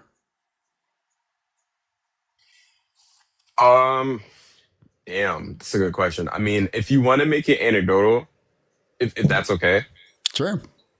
Like we can see this as like a university, like let's say this, like they're now, let's say it's free tuition for Black students that went to these set of high schools, for example. So money in that case, free tuition. Money, yeah. Money, yeah. So it could be like money, it could be leadership program. Like I know that's a goal technically. Like when I say like leadership programs, like it could be money, it could be these sorts of things. Like it could be not however like you want to portray it, but like it doesn't matter like how it is if that's fair. It just if it's trying to balance the offset. Okay, so free tuition is one option. Now, I would agree with you that free tuition wouldn't necessarily mean that somebody is unqualified to land a plane. I'd agree with that, right? They'd still have to go through the training. Now, I did give my anecdote about having certain quota hires. Would that make it so like you'd be like a little bit more concerned? Like, for example, if it was the case, and we don't know, right? I just had that one clip of what Charlie Kirk said, and he hasn't really been able to defend his position. But if it was the case that the airline, let's say, for example, the airline started hiring specifically only white men because they are white, regardless of qualifications. If you saw a white man go to fly a plane, would you be concerned? No, and the only reason why I would say no is because, like, in the case of piloting, for example, like, no matter what, as a pilot, you can't be like not qualified for that position. So, like, if you're a pilot, like, I know you're changing my analogy. That was my analogy. I'm reducing it to absurdity. Like, this is an absurd worldview. I agree with it, but it's to show that if you're consistent, right? If you found out that they were hiring specifically just because you're white, regardless of qualifications, would you be concerned if you saw a white man get behind the cockpit? In that case, yes. Yeah, 100%. So if Charlie Kirk was under the impression that Black people could get the job with less qualifications than a white person, does he have valid reason to be concerned? I would say he has valid reasoning, but then, like I said, like, and we can like both agree on this. I think that the false interpretation of what DEI does in that case makes it like absurd. But that's not true, because you gave your anecdote and I gave my anecdote. My anecdote is that they were hiring specifically based off of color and gender. Your anecdote is they were giving tuition based off of color. Right, but the thing that I'm saying is like, and I'm not trying to like bounce or like dodge your point. Yeah. I want to convey this to everyone in the audience right now. For like a pilot, like a commercial pilot, you can't just like not be qualified for that. That's what I'm trying to say. Like, no matter if you're Black, white, Asian, if they have a race quota, like you can have a race quota, but you still need your license. That's what I'm trying to say. So like, That's But do why. you want somebody who's going to have the minimum qualifications, or do you want somebody who like exceeds qualifications?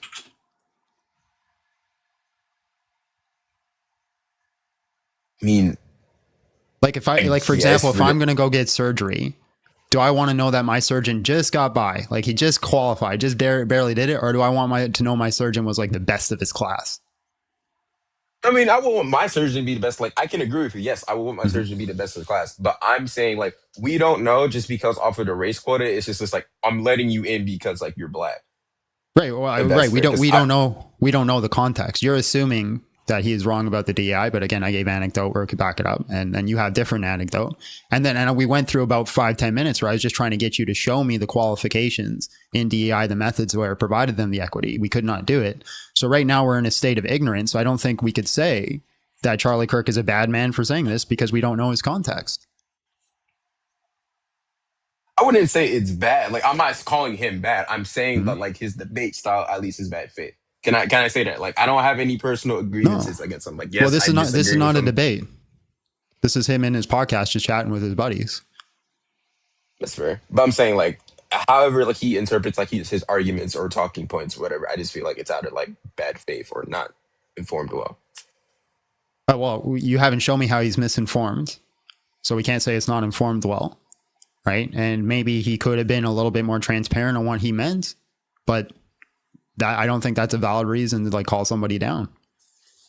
I mean, if I just said to you in the audience that like no matter what for a commercial license, like you still have to qualify and pass. Like it's not like, oh, you can barely qualify to be a pilot. Like, no, you need those hours. Like it's not if and or buts. Hold on, I got a little. I think I found something with a little bit more longer context. Let's see what he says. But this is an interesting piece of tape. The CEO of OceanGate, who I believe is in the submarine, they say that he hired younger, more inspirational people. No, that's not right. That's OceanGate. Okay, that is incorrect on what it's saying. Okay, no, I don't have more context. I apologize for wasting your time. No, you're good. But yeah, I don't see any reason to down talk this or say he was wrong or ignorant or spreading information. All I have is a short clip. All you have is a short clip, and we're just making a whole bunch of assumptions of what he means in that short clip. And I don't think that's offering the principle of charity. Do you? I guess that's fair. Yeah. Cool. All right. Was there anything else? No. I will say this, very good conversation. I feel like this has like been one of the most cordial I've had on here in a while. So thanks, bro. Awesome, bro. Appreciate your time. God bless. God bless. W's in the chat for that combo. Nice guy. Very nice guy. And feel like we both listened to each other, heard each other out, found some middle ground.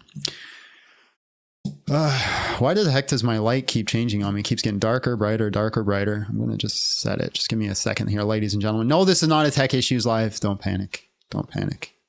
There we go. I think that looks good, Abby. What do you think? That one or that one? This one or this one? No? One before. Too bright? Yeah. She doesn't like people seeing my face. Fresh Bueller says editing John's interview and listening to John's live is confusing. It would be. That's too much, John. Christian Killian came in $2, says, John, you think it's sin not to preach the gospel? I think there's a sin of omission. Like, I don't think everybody's called to go out and preach it all the time. But I think if you're given an opportunity to preach the gospel, and God puts it on your heart and you deny doing that, you don't do it, then there's a sin of omission there, where it's something that you should have done. God put you in that position and you ignored your commandments from your Lord. We already did Jacob's. Let's do walking corpse. The reason I feel safer with a cordless hole puncher is the fact that it's quicker to deal with an intruder than I would sit and wait for the cops. A cordless hole puncher is the best analogy I've ever heard. That's wild. For a pew-pew. Especially in Canada. Here, like, we don't have castle laws in Canada. So, like, if somebody breaks into your home in Canada, you're not supposed to do anything. You're just supposed to let them rob you. And then the cops could show up or could not show up. I remember at one time when I was bouncing, there were people This is a true story. Again, there were people who did not like us because we kicked them out of the bar, and they gathered a whole bunch of their friends, and they all got in cars and sat outside the bar, and they were waiting outside to jump us. And so we stayed inside the bar. We didn't go outside, and we called the cops, as you should. It took an hour and a half for the cops to show up. And by the time the cops showed up, they had all left because we didn't come out. They assumed that we snuck out the back door or something. I don't know. But we sat there and waited for an hour and a half for the cops to show up because all these people were sitting outside and are ready to jump us. Now, to be fair, there's times I've called the cops. They were right there immediately to help us. But in that specific situation, they were not. Don't agree with everything 100%, but love you, John. I love you too, Dodger. And what the heck do you mean you don't agree with me? Somebody ban him permanently. No, I'm just joking. Nerd is Yale. Nerd is Dale. The world doesn't trust the U.S. government, but wants us to lay down our arms and trust them. I think that's a silly argument because, listen, you might have your cordless hole puncher, but they got drones. You might have your cordless hole puncher, but they got tanks. Like, I'm sorry, you're losing that fight. Like, good luck. Rip. All right, let's bring in the next guest.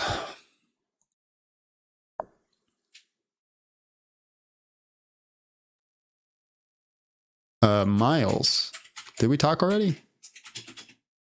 No, we have not. All right, man. Hello, how are you? And just real quick, how old are you? I'm 23. All right, bro. Why did you hate Charlie Kirk? I wouldn't categorize it as hate one. I just didn't agree with a lot of things that he said. I think that's a better way to frame it. Sure, like what? Well, I think a lot of things he said about particularly Black people pushed a false narrative. I think he was a race baiter. To put it, What did he say about Black people? There's a lot of things. One thing I saw, after his death actually was his comments on Trayvon Martin, so I thought were pretty ridiculous. He said George Zimmerman was hunted at night by hunted at 2 a.m. by Trayvon Martin, which is just a complete mischaracterization of the event. First of all, Trayvon Martin was killed at approximately 7. How do you spell Trey? Trey or Trayvon.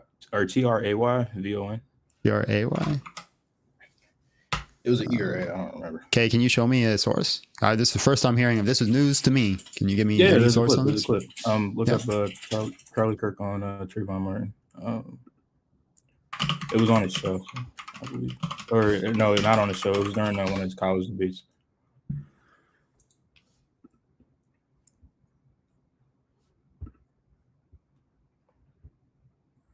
At night by Trayvon Martin at 2 a.m. and the stand your ground law allows you to stand your ground up against people that wish you harm.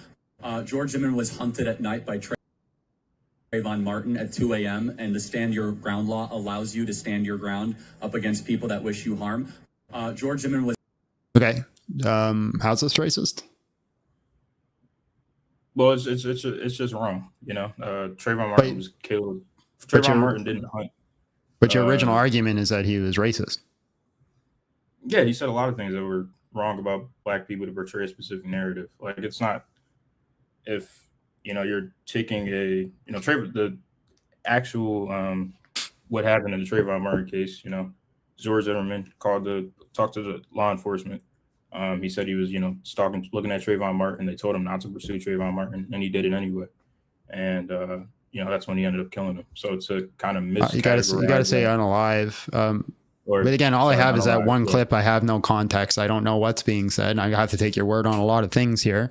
Again, how is it racist? Well, Trayvon Martin was unalive. The time is wrong. Trayvon Martin did not hunt George Zimmerman. But let's say I grant you all these things, and he was wrong about the conditions of what happened. How does this make him racist? If you have a history of miscategorizing events involving African Americans to portray the African American as the victim in a case where or to portray the African American as the aggressor in a case that they are, in fact, the victim. Yeah, I would argue that that's Okay, so that's pretty good. now you got a huge burden, and I hope you're ready to do it. You actually have to give me like an accumulative case that he specifically only attacks black people to make them look bad. When did I say that he specifically only attacks black people? Because you said he's got a history of categorizing black people to make them look bad. Yeah, there's multiple instances. Because I can show you situations where he makes black people look great and he tries to build them up. And I can even show you a black gay man who's dedicated a large portion of a channel to defending Charlie Kirk because of what of all the things that Charlie Kirk did for him now. Or did for him in the past, sorry. Yeah. Having racist views doesn't mean you despise all black people. And, having racist views can be as simple as believing, certain misrepresentations of black people. And okay, so can you give me the definition of racism then? Like your definition that you're using to your definition that you're using to qualify him as a racist. Oh, I would say having any prejudices against minority group. So it has to be a minority group. So if it's not a minority group and you have prejudice against them, it's not racism. I mean, yeah, you could say this, but Okay. So then, by that definition, could we say that MLK was a racist? For having prejudice towards the white people? No, I wouldn't categorize MLK as a racist. How come? Speaking truth against oppressive forces. Growing up at a time where black people did not have rights and trying to gain rights for black people. I don't really see so then it has to be lies. So it'd be a racism if it's lies about a specific race. Because if it's true, then it's not racism, right? So like, for example, if he said something like statistically black fathers are less apparent in homes and that actually showed to be true, would that be racist? No.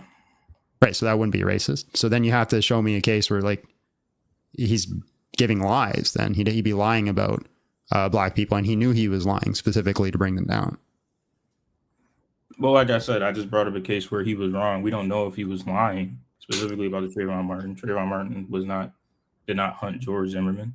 Okay, so being wrong about somebody who's a different race makes you a racist?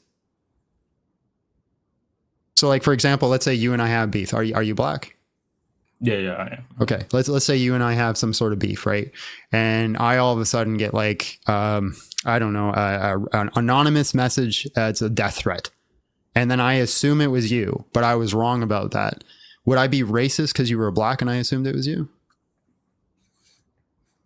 No, but Charlie Kirk was this amazing debater. He should have. You're saying I'm not an amazing debater? I'm joking. Go ahead. No, Charlie Kirk. He was a great debater. That's what they say. But here he is, just blatantly wrong about the. Well, the problem is like calling him like a great debater is like he goes to public campuses where he can get asked literally anything, and it's impossible to be prepared about literally every single subject in its entirety. Of course. Right? And in that case, you would express that, not. But with that being said, you also haven't provided me any context outside of that one little clip about Trayvon Martin and where he gets his information from and why he said that. So we have we're just basically. We're just doing an argument of silence. We don't know. So you're imposing his goal or imparting his goal or imparting the goal that you think is upon him and then not offering a principle of charity. George Zimmerman went after Trayvon Martin and that incident took place in the evening, not at 2 a.m. And I don't know. Told by law enforcement to not follow Trayvon Martin. That's what I know. And that's what you can look up. Right sure. I'm granting you that, but I'm just saying, even if he was wrong about that, I don't know how that makes him a racist. Like I'm granting your argument. I'm still saying you can't get it across the finish line.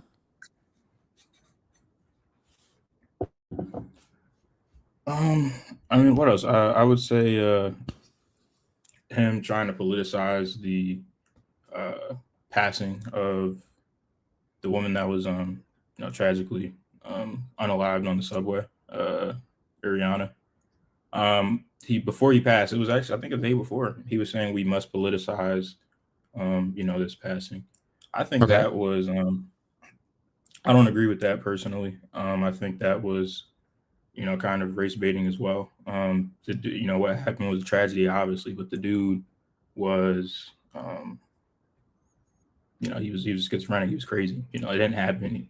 That event, he was trying to characterize that event as happening because he was black and she was white. It had nothing to do with race. The guy was a crazy dude, and he did. Okay, sure. Are you against everybody who politicized George Floyd?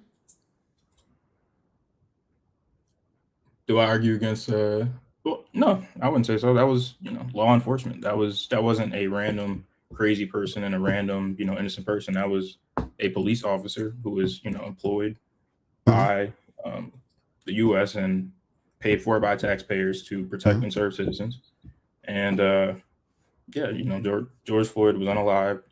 Everyone saw the video. Knee on his neck for 9 minutes. It was, determined in court by experts. They said he was unalive due to asphyxiation. A lot of people, including Charlie Kirk, pushed the narrative that, he overdosed from. Well, there was information that came out that said that he had substances in his system, that he was a past criminal. But here's the thing, right? Where there's this big assumption that the reason that the police officer did this to George Floyd is because he was white and he was black. That was the whole politicizing of it. And what the politicizing wasn't of the overuse of force, just generally in the police system. The politicizing was white versus black. That was the politicizing that happened. Well, police officers specifically, with law enforcement specifically, not like just regular citizens in that case. That's not because the whole movement that came from this was BLM, Black Lives Matter. Yeah, and it was in response to police. They weren't talking about regular white citizens. It was specifically in regards to use of excessive police force. It was politicized towards white versus black because it was police force, which was like no, it was police versus black. That's BLM.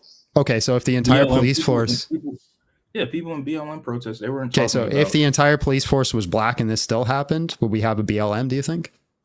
Definitely, I would. Once you become a police officer, your race is blue. It doesn't matter if you're black, white. Police officers, even black officers, they do the same. They do the same things. So you genuinely think if, like, for example, if DEI hired only black police officers and all we had was black police officers, and then a black man was unalived from the situation, that it would become another police are targeting black people? If we lived in some alternate reality where all police officers were black people, and we still had a lot of cases of black police officers harming black citizens and using more force with black citizens, people would still have a problem with the police. That's the problem. It's BLM was protesting police, not white citizens that are living their day to day. Like, it was about police officers. Abby, do you want to say something? No. I just disagree. Okay. I think that's absurd, but it's consistent, so I can't argue against it. So we'll go back to the point that you're talking about before. So he politicized the train thing. Can you give me a source?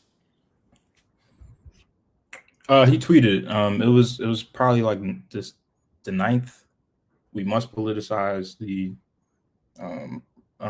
passing of. It was something along those lines. It was literally one of his last tweets before. But why did he want it politicized? Was it because the guy was black, or was it because he was a repeat offender that kept getting out of prison? I can't tell you exactly why he wanted to politicize it. But if you're mad that he's politicizing it, shouldn't you know why he's politicizing it? Well, I believe it was because he was the person was black. That you don't know. You're just assuming. So you're just imparting. Again, you're not offering the principle of charity. You're imparting your own psychology upon him. Well, like I said, I'd have to pull up the specific tweet, but I know he did want to politicize it.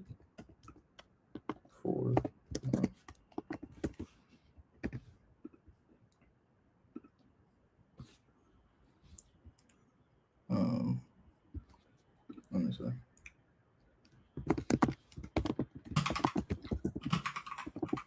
What was the name of the the person on the train? Irina Zarutska. Yeah. IRYNA. Zarutska. I have his tweet. Can you send it to me? I can read it. Yeah, go ahead. If we want things to change, it's 100% necessary to politicize the senseless murder of Irina Zarutska because it was politics that allowed a savage monster with 14 priors to be free on the streets to kill her. It doesn't say anything about him being black.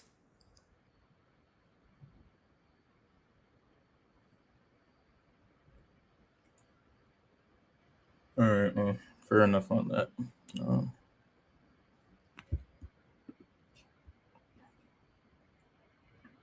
Okay, so how's Charlie a racist?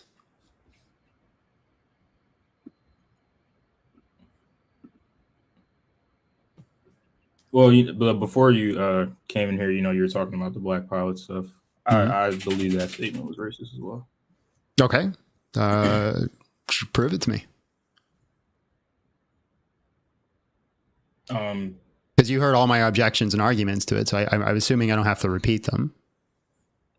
Yeah. Prove to me how it's racist. If you're getting on a plane and having any doubt that the pilot is, not going to do their job because of their race, I just think that's pretty racist. Okay. So again, I thought you were listening to my arguments. I guess not. So I'll ask you the same question.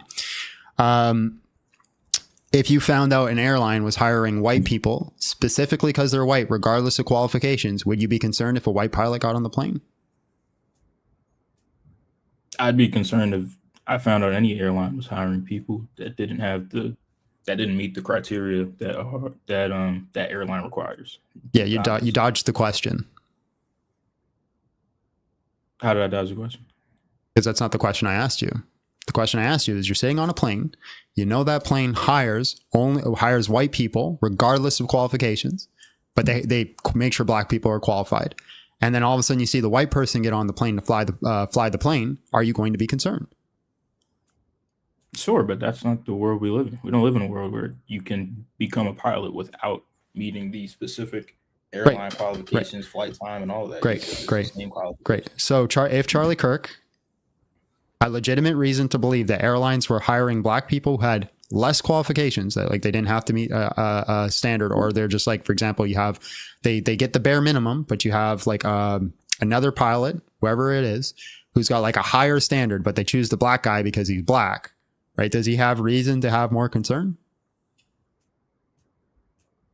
They both meet the qualifications. Bare minimum, there's a bare minimum qualification, right? For example, do you want a surgeon who just barely passed, or do you want a surgeon who's got flying colors in his grades?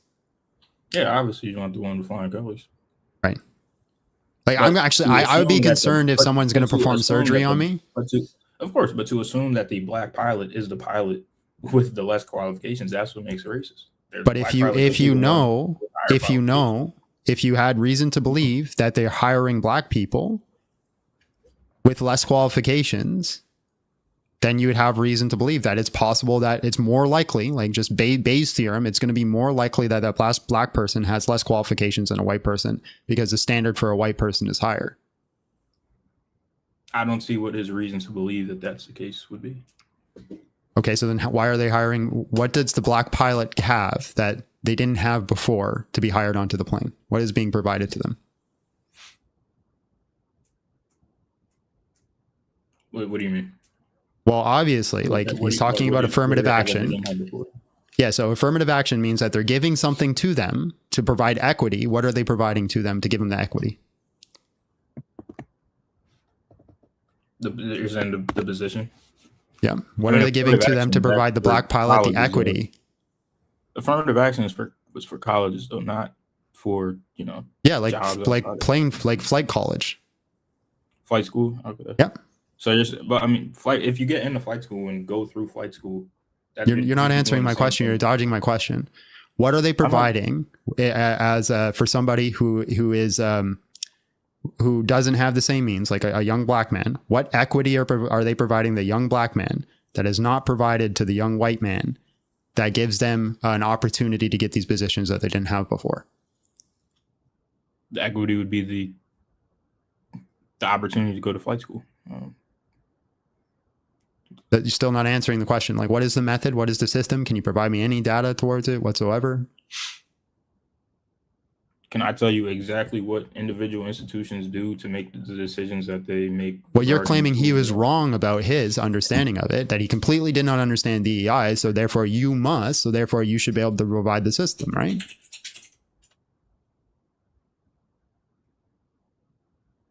Well, we don't know what individual institutions do, but to assume that Great. they are. Is it possible that Charlie Kirk did know? That having the assumption that if there's a black person, Hold on. Is it possible that Charlie Kirk?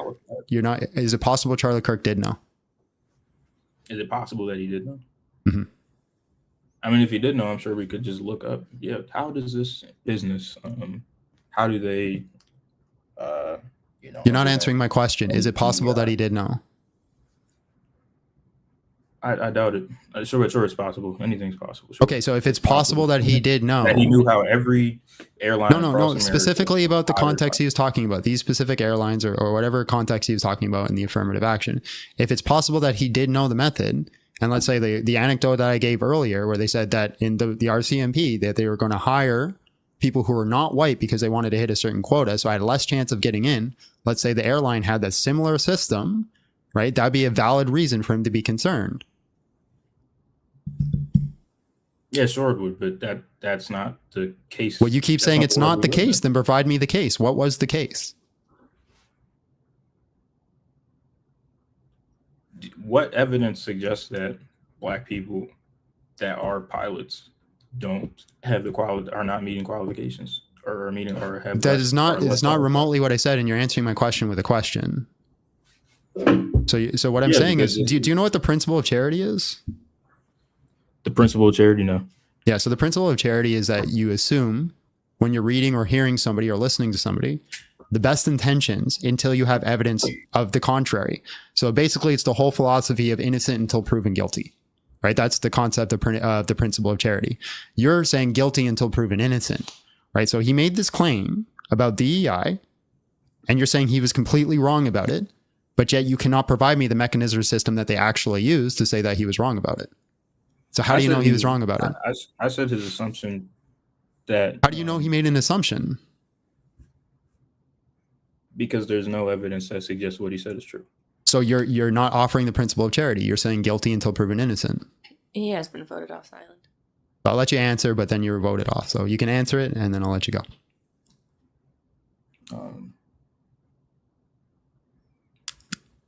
Yeah, I haven't seen any evidence suggesting that black people are getting these positions with less qualifications than white pilots. Okay, so guilty until proven innocent. So guilty until proven innocent. Well, I mean, do you have the evidence that black people specifically are getting? So guilty until proven innocent. You're asking me to prove his innocence. You're saying he is guilty, and I have to prove his innocence. You're saying guilty until proven innocence. I'm saying you don't have. That's literally what you're asking. I don't think you can prove his innocence. That's literally what you're asking me to do. You're saying he's guilty. I have no evidence of him being guilty, and you have to prove his innocence. You're saying guilty until proven innocent.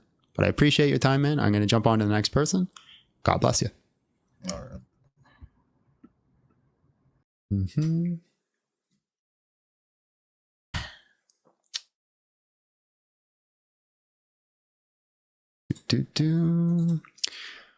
There is a clip of Kirk specifically contrasting unqualified versus underqualified. Can you send me the clip, Jason? Can you send it on Discord? Just post it in the chat in the Discord. That's also a good chance to plug the Discord right there. And we'll pull up the clip and we'll listen to it as a team. As a team. Monkey wants to see my cross-stitching progress. All right, show your cross-stitching progress, woman. I'm very proud. It kind of looks the same as last time, but it's different. Getting there. She's getting there. She's getting there.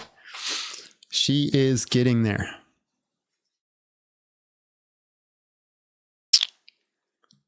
All right. Let's see if they posted it in the chat yet.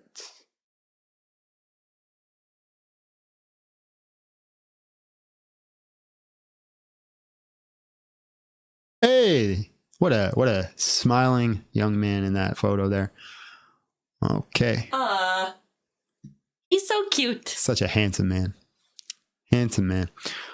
All right, bro. Well, I'll keep an eye out for it. When you post it, we'll pull it up. And while we're waiting, we'll pull up another guest.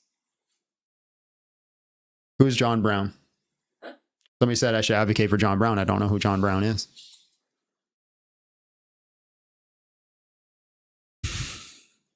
I'm too unk for Discord. How the heck do you send it to us then? Hello, how are you? And just real quick, how old are you? Hello? All right, God bless.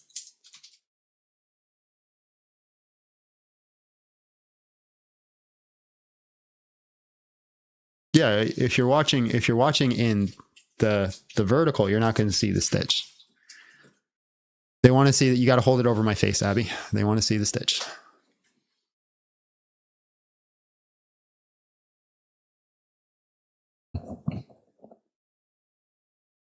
Bada boom, bada bing.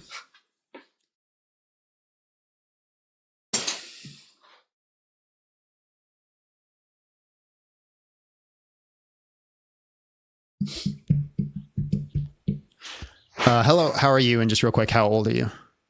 Hey, I'm 40. Hi. Okay, so why did you hate Charlie Kirk? Because everything I've ever seen the man say, even if it wasn't flat out racist, misogynistic, whatever, it was a dog whistle for people who feel that way. And so he has like deniability to be like, oh, I didn't say that. I'm not racist. But people who have that in their heart hear this man that they look up to saying these things that allude to that, and it fuels them. And I think he was problematic in every way he approached everything. Like what? What did he say? He said that he wouldn't trust a black pilot. I mean, back on the pilot thing. He said that the Supreme Court justice didn't have the same brain processing power as white women, and they were taking a white person. That's not what he said. Yes, it is. He did not say black people do not have the same processing as white women. He He said said they, black women do those not people. He said those people didn't have the brain processing He power. was talking about a specific woman Yeah, a specific woman, not black people. who was black. So if I talk to a really stupid black person and I say they're stupid, am I racist? No, that's not the same thing. Why is it not the same thing? Are you saying she's stupid and she's on the Supreme Court? If he thinks she's stupid and he says that she's And stupid. why does he think she's stupid? Because the lots of reasons that they think. Same reason that everybody thinks Donald What Trump's. Do you reasons? think? Okay, let me ask you a question. Do you think Donald Trump's stupid? I think he knows exactly what he's doing. But do you think he's stupid? No, I think he's an idiot, but I don't think he's stupid. I think he knows What's exactly okay? what he's What's the doing. difference between stupid and idiot? Idiot is on purpose. You're intentionally being an idiot. Idiot is on being purpose. Stupid is you don't have the education. He should have education. I'm assuming he has education.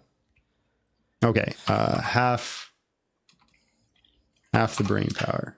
This is unlearned, ignorant, or simple person. Where's the quote? ignorant. What, We'll what go was the with name? ignorant. What was the name of the woman But again? Then he that's said half the brain definition power. of an idiot. Sandra It's Brown not Jackson. willfully not knowing things. Sandra Brown. I think he knows exactly what he's doing. He does the same things. He's a dog Hold on, whistle hold on. too. Let's listen. Let's listen. So as we get into that, these very simply stated questions do not require overthinking. Charlie Kirk ran So I the Black suppose Youth another Leadership question here, though. Conference every year. Listen to his speech at the conference. He wasn't a racist. But they're just token blacks, right? What? They're just token like he ran the Black Youth Conference every year, but they were just token blacks, right? So because you do one good thing, that cancels out all the negative things you do? But you're not answering the question. Were they just token blacks? No. Oh, they're not just token blacks. So then he actually did care about black people. I don't know if he cared about black people. You can care about black people and also be racist and say racist things that fuel other people who are racist. Can you define racism for me? Yeah, thinking if race is inferior. Thinking a race is inferior. Sure. Okay. So you're going to be able to prove to me that he thinks a certain race is inferior. Can you prove that he didn't? That's like, what do so you mean? guilty until proven innocent? Okay, Sure. you're a racist, and until you prove to me you're not a racist, you are a racist. What you have no, I've never said anything racist. Yeah, you Charlie did. That was a Kirk dog has. whistle. I just heard you do a dog whistle. The way you smacked your What? lips, that's specifically how racist people smack their lips. I know this. That's such an unintelligent argument. Prove me wrong. Prove you wrong what? Prove me wrong. I don't post clips of myself speaking on the internet saying things. Did you hear the lip smack, guys? He did it again. That's a racist dog whistle. Prove me wrong. I don't care. I really don't care because everyone knows you're just being disingenuous. But you literally said that he's racist until you prove me wrong. He has said racist things, and Like I said what? he is a dog whistle for racists. What racist thing did he say? I just told you. He said Did- that Ketanji Brown Jackson didn't have the same brain power as a white woman. He never said And white she's woman. taking the job of a white person. He did say that, yes. He said that took the job of a white person. Let's listen. And so that alone. Let's listen. Let's That's listen. insinu- Let's wait, listen. wait. That No, alone. no. is I'm playing. insinuating- I'm playing the clip. Let's listen. Ketanji Brown Jackson is an embodiment of the tyranny that we currently live under. Tyranny. Okay. She's an ideological, unintelligent, yet confident fanatic who is so dismissive that you might even ask the question of what a woman is. And so when she's not even able to answer simple questions on biological reality or the natural law that anchors the Constitution, then how can she possibly be prepared to defend it or the purpose of the Constitution? The answers from KBJ, outside of the fact that she won't answer the very simple ones, such as what is a woman, reveal a distaste for our structure. How will KBJ ever decide a case on a woman's right to choose? How will KBJ ever decide a case on affirmative action if she can't tell us what a woman actually is? So she wants to be the first ever black woman on the Supreme Court, yet she won't even admit that she's a woman. What is he even And of course, talking the media about? is playing along. The New York Times thinks like this is awesome. Like, whoa, she's so smart. She's at such another level that she won't even play the game of answering what a man and a woman is. Okay, let me ask you, why is he even talking about her so much and her intellectual No, actually, that's a brain mark power? of the unwise. The unwise person takes something that makes sense and makes it complicated. So we've bashed against CRT a lot here on this program, and we're going to continue to. What do you get when you start to platform and implement critical race theory into every single corner of American society, in your corporations, in your schools? Your children and your grandchildren are going to have to take orders from people like her. Okay, so that's why he thinks she's stupid. Now, what did he say about the brains? Charlie of saying, and I quote, "Black women do not have brain processing power to be taken seriously." But if you go and watch the clip, the very clip she links to, you realize he never said anything like that. He never uttered those words. If we would have said that Joy Reid and Michelle Obama and Sheila Jackson Lee and Ketanji Brown Jackson were affirmative action picks, we would have been called the racist. But now they're coming out and they're saying it for us. They're coming out and they're saying, I'm only here because of affirmative action. Yeah, we know. You do not have the brain processing power to otherwise be taken really seriously. Okay, let's unmute you, and then you can explain to me how that's racist. Go ahead. How that's racist. He just said they don't have brain processing power. And see, you're insinuating that... No. He didn't say they. He said one specific person didn't have brain Talking about, processing like, power. 4 people. He just listed like 4 people. Hold on, listen again. Listen, you don't have the ability to listen. Listen again. Okay. Those words. If we would have said that Joy Reid and Michelle Obama and Sheila 1, Jackson Lee 2, and Ketanji 3, Brown Jackson were affirmative action picks, we would have been called the racist. But now they're people. coming out and Listen. they're saying it for us. They're coming out and they're saying, I'm only here because of affirmative action. Yeah, we know. You do not have the brain processing power to otherwise be Sure. taken Yeah, he did really say 4. seriously. He did say 4. You had to go steal. So I'll give you that. So how's it racist? How is it not racist? Because How you're is it insinuating- Even racist? if someone did get help because of affirmative action or Mm-hmm. DEI, you're insinuating that that means that they were just picked off the street. That's no not what he said. He never qualifications. claimed any of those things. He said those 4 That people. is what he's insinuating. So I showed you. What I else showed would you. he be Hold on. insinuating? That they're idiots. For what? How? Why? Why? Because they're idiots. I How does just an gave you. I idiot just become a played you. Supreme Court I just justice? played you the Ketanji Brown Jackson and why he thought she was an idiot. That's the first thing we listened to. So that's You're why not he listening to thinks. what I'm saying. That's why he thinks that she's an idiot, right? So he thinks that she's an idiot for things like that. Like she can't answer the question on like what a biological man and woman is. She's unable to answer that question. That is the So that's biggest why he conservative thinks. That's why he. Republican- Listen, Linda. Pay attention. That's why he thinks. I'm not saying he's right, but that's why he thinks they're an idiot. So that's his perspective on the reason that they're idiots, right? Then he says that they all admitted that they got in because of affirmative action. He says, we know you wouldn't have got in if it wasn't for affirmative action because you guys are specifically idiots. That's not why they. So how's it wouldn't have gotten racist? in. They wouldn't have gotten in because of affirmative action. I'm not because arguing. they I'm not wouldn't have arguing gotten that's the chance. case. That's irrelevant to the argument. How is it not relevant to the argument? It gives Because people if a he chance that would believes, otherwise not have a chance. if he believes those X, Y, and Z that I presented, right? He believes that the reason they got into their positions is because of affirmative action, not because of qualifications. Whether he's right or wrong about that, if he believes it, then by definition, it's not because of race. He's not saying you're idiots because you're black. He's saying you're idiots because they're putting in people that aren't qualified. Who got in because of affirmative action, which is insinuating people who aren't white. Come on. And also, You're still not answering the question. I am answering the question. No, it isn't. How is it racist? I'm telling you, because he's insinuating Mm-hmm. that affirmative action gives people who don't deserve an opportunity. He's insinuating that. Even Where did he though say she's any a of that? Supreme Court Where did he say any of that? You're asking me to explain. But you got to show me where he said those things, because you're saying that he's saying that the people who didn't or could not do it are getting in it, right? So what is affirmative action bad then? Well, let Why me is it ask bad? you. Let me ask you. What does DEI do? Hold on. DEI gives people Hold a on. chance that Hold on. wouldn't necessarily DEI Hold on. assumes that businesses aren't already including all people of all races. If you have what IT takes, you get the job. Okay. All right. So what does DEI provide to a young black man that is not already provided to them? DEI makes hirers dong. look outside Ding of their dong. own circles, Ding dong. outside of their Greater own. than that is If all. we didn't have things like that, the world would be strictly straight white Right. men. running You're everything. giving me a goal. You're giving me a goal, not a method. Oh my God. What do is you the mean? method? What is the method? What are they providing to young black men that are not already provided to them? An opportunity. What is the equity they're providing?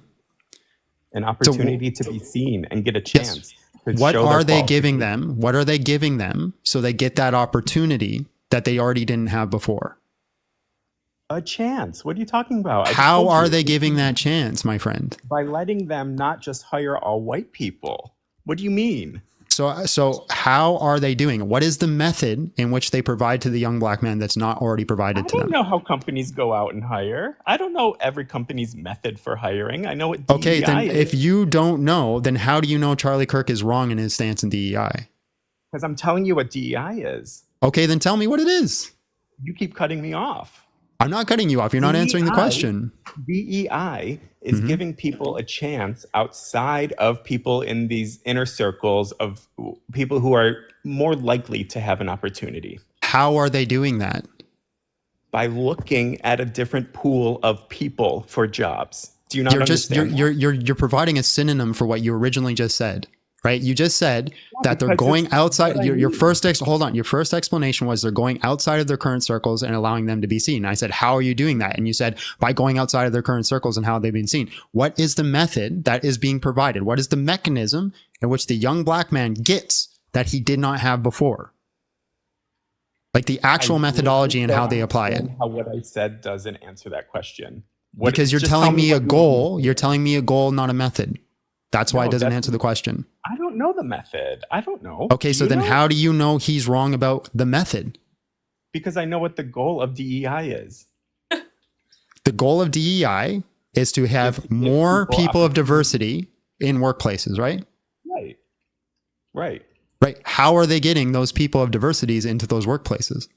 How do you get anyone into a workplace? You look at a resume and you hire them based on Okay. their qualification. Okay, so if they're just What do you simply mean? being hired based off their qualifications, why do they need DEI? Because a white person could say, better not. They're black. I'd rather go with my white friend over here. That's against the law. Right. So what is DEI doing? That's against the law. Exactly. Yeah, but that's not part of the DEI thing. That's against the law whether DEI exists or But not. you wouldn't be able to prove that they did that. You would never So be then able what- to prove that they overlooked someone. Okay, so then how does DEI prove it? It makes it so there has to be a certain quota of people. So they have to look in these pools of people who are not their immediate first thought.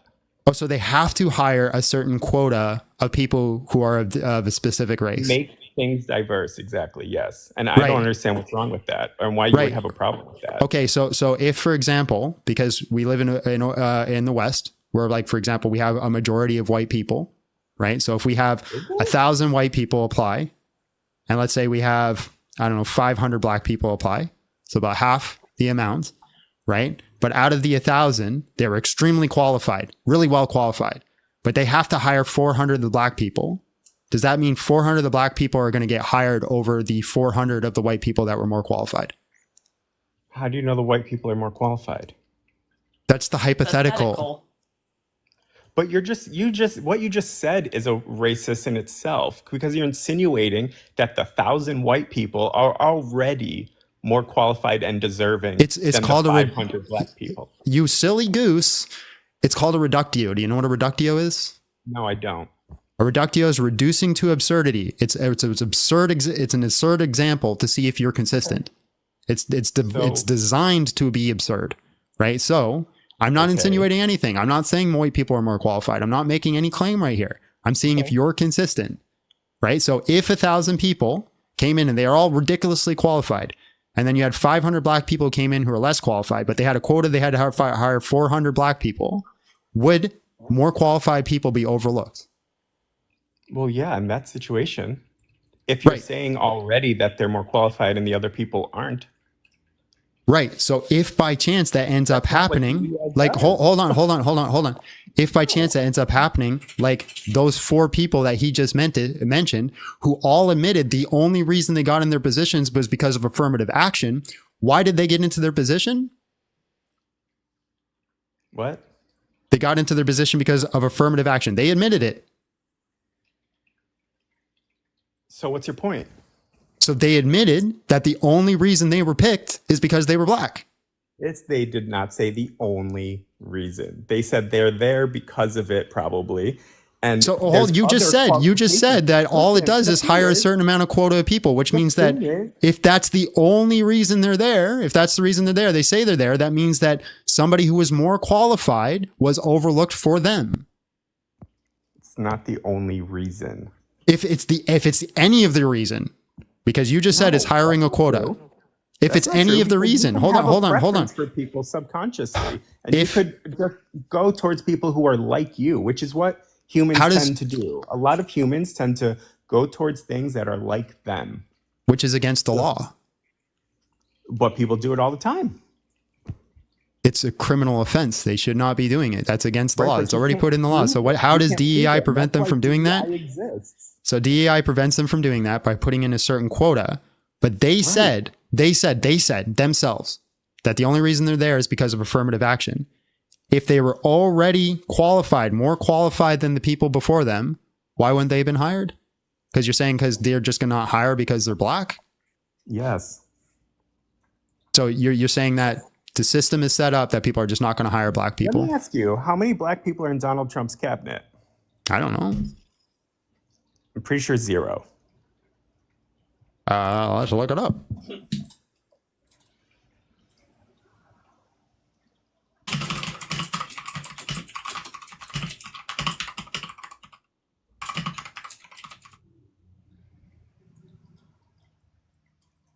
It says 3. 3 out of how many? I don't know how many.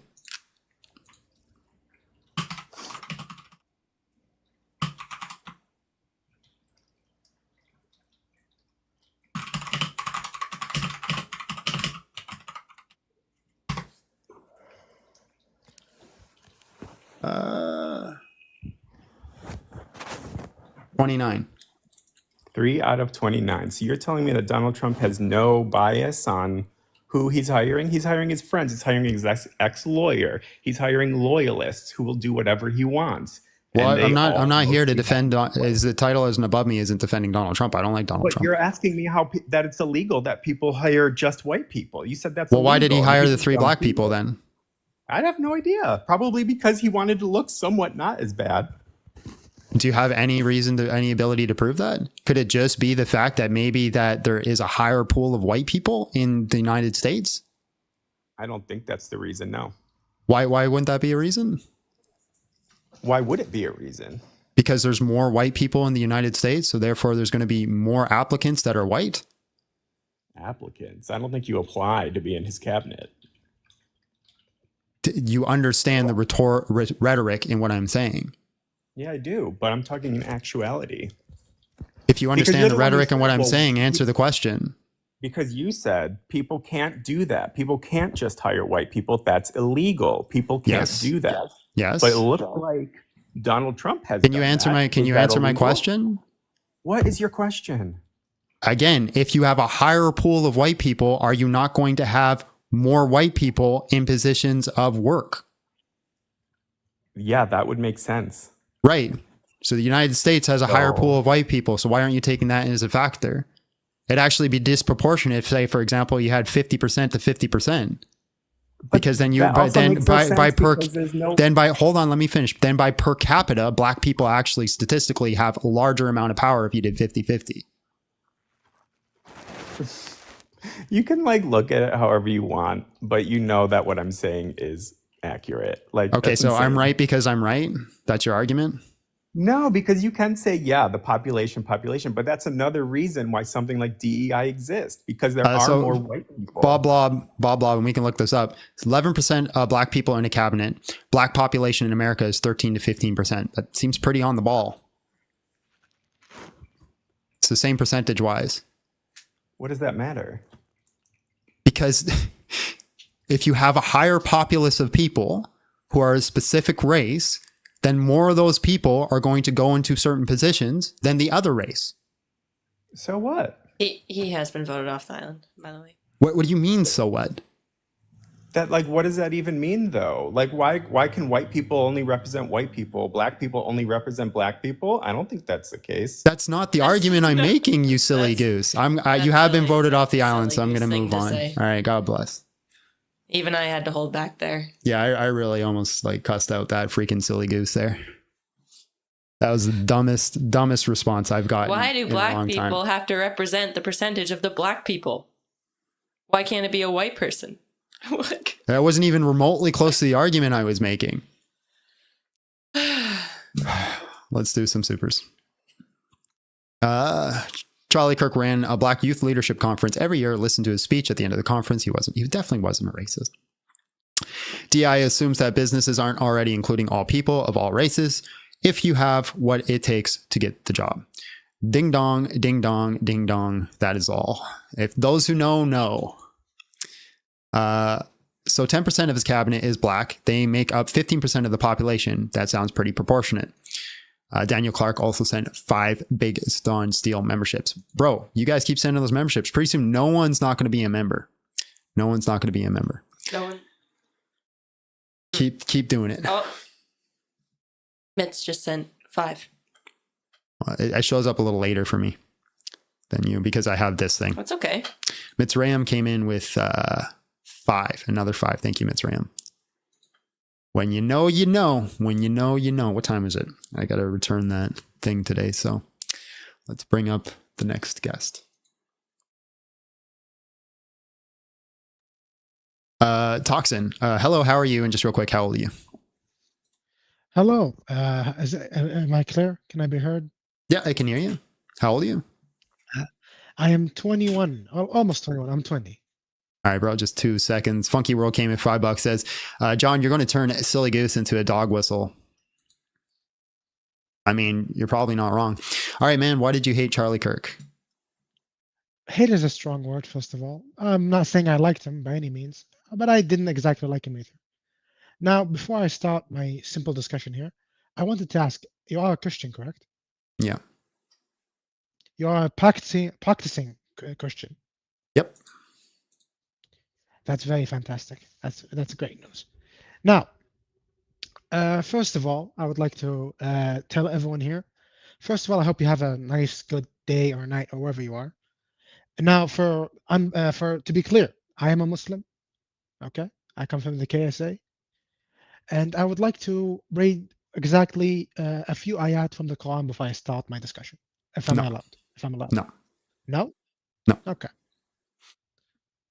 Now I will just get into the debate directly. First of all, we can't deny that Charlie Kirk was an avid supporter of Israel, right? Can that be denied? He supported Israel for a time, for a season, and then towards the end, it seems like he was repenting for it. He was no longer accepting donations, and then he was unalived before anything could happen. Yes. Now he did allegedly, well, not allegedly, but did deny. I believe it was 150 million from the Jewish party, I think. Now I will ask. Now the reason I didn't like him. Now I didn't like the way he died. I don't think anyone should be killed in front of his family. It was a. Gotta say unalived. Oh, sorry, unalived. Mm-hmm. No, I don't like saying these words, but okay. Neither do I. Now, yeah, it brings out the debate. It brings out the sad, but okay. I will say I didn't like him because he often denied the starvation in Gaza. He said it wasn't there in Gaza. He denied what? Can you deny that? The starvation in Gaza. And famine in Gaza. Okay. He denied that, and there are multiple sources that confirm that no, there is famine. Hey, can you give me a source? Can you cite the source of him saying this? Sure. Him saying this. Mm-hmm. The clip is available on YouTube. I can't exactly share it, but if you look it up, you absolutely can. There's a little box right there that is a chat box. You click the chat box, you put the link in there. What chat box? I can't find it. It's right there. A little. Okay. Yeah. Okay. I thought it was in the corner. Hold on, just give me a few seconds to find it, if you don't mind. Mm-hmm.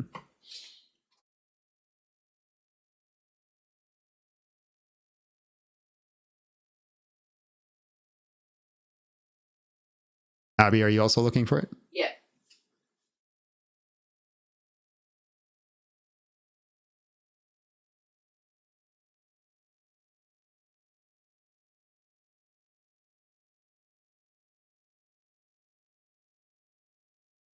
We need hold on while we're waiting.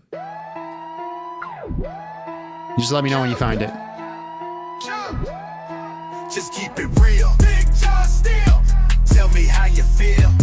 Convince me where the top go. Just keep it real. Big John Steel. Really. Tell me how you feel. That's really loud. Convince me where the top go. Jesus is king. Big John Steel. Jesus is king. Big John Steel. Bro, you don't make any sense. Slow down a second, it's making you tense. When I be talking, just don't interrupt. I say the truth, you get salty for what? Give me an argument, not an assertion. I'm almost convinced that you're not a real person. Why are you galloping? What do you gish? Topic to topic, you flop like a fish. Say what you're meaning while being concise. Still got my taco, I ain't leaving Christ. Linda, just listen, get wrecked by a Christian. I think you might have a special condition. I debate all of you Muslim and atheists, witches and wizards and new ages. I roll with Jesus, you still get defeated. You won't change my mind even if you repeat it. Just keep it real. Big John Steel. Tell me how you feel. Convince me when the top go. Just keep it real. Big John Steel. Tell me how you feel. Convince me when the top go. Jesus is king. Big John Steel. Jesus is king. Big John Steel. Give me some logic, I just wanna know. Why you so toxic, bro? I'm on a roll. You wanna troll me, I'm shutting you down. I be too busy to suffer a clown. Say that you hold a position, defend it. Linda, I know you don't listen, let's end it. It's your own fault that you're stuck in your state. I just move on if you come in that faith. Don't say that I mean, I say what I mean. I'm showing love, pull you away from the thief. You run away, you afraid or you weak. Bro, I don't play, I can make them retreat. Oh, did you find it? Sadly, no. I went to the post on Reddit and it was removed. Sadly. Okay. All right. So claims made without evidence can be dismissed without evidence. Fair point. Okay, let's ask another question. Do you think he was right to defend it? If it was true, say if it was Well, I'm not going to engage in that. Not engaging in the debate. No, that's not the debate, right? You have a debate. The debate here topic is why did you hate Charlie Kirk? You're bringing up a hypothetical you have no evidence or proof for, and you're asking me to defend a position I'm not even sure is true. I mean, I guess, yeah, without evidence, it can't be proven, even if the evidence was taken down forcefully. I guess, yeah, it's a fair point. I can't exactly give you the link if I don't have it, right? Right. Fair point. All right, well, I will excuse myself. Have a good day, all of you. All right. God bless, man. Thank you for being reasonable. God bless. God bless. Smash the like button, share the live, guys. Do the things that you need to do. Get it done. Hurry up. Hurry up.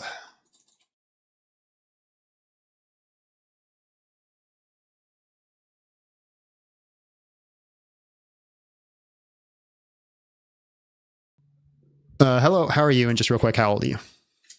Hi, I'm doing well. I'm 26. All right. Why did you hate Charlie Kirk? Okay, so I didn't. Okay, my first initial, like opening into Charlie Kirk was that Jubilee video Mhm.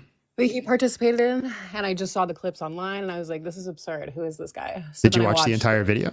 Okay. Yeah, I go did. ahead. I watched the whole Mhm. thing outright, and I think that his opinions and views were just very unfounded, and I think that he wasn't an intelligent man. I think that his style of debate was inconsequential. Like, he didn't actually want to debate people. He just liked rage baiting and like coming across as masculine and dominant. And also, I Yeah, just think his this is views this is just all armchair psychology. Do you have like any specific argument or examples?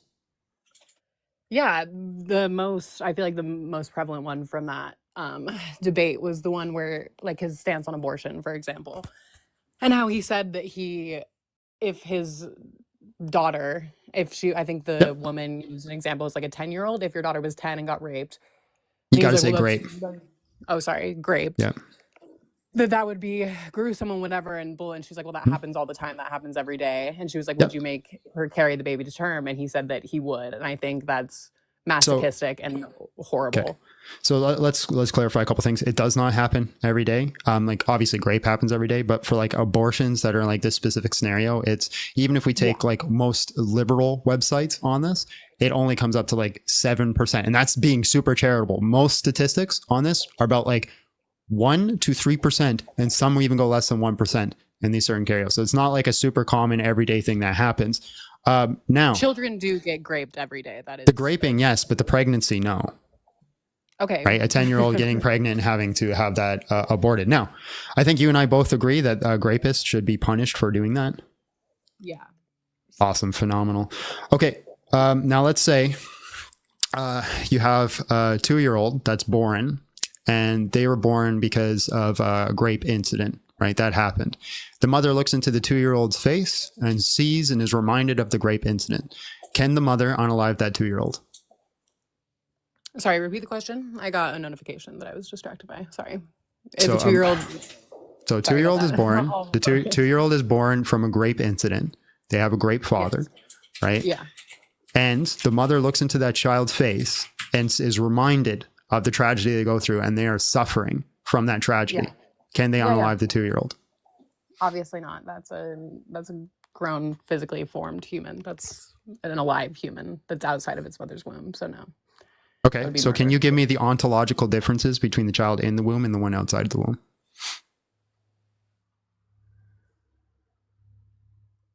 Well, in terms of development, up to a certain point, a fetus cannot live in its mother's womb, or cannot live without being inside its mother's womb. It's attached to the woman's body, the woman supporting its development. Okay. So So a newborn baby, right? Mother is on a boat with a newborn baby. The boat ends up getting stranded. The child only has access to the mother's milk for survival. Does she have an obligation to feed her child?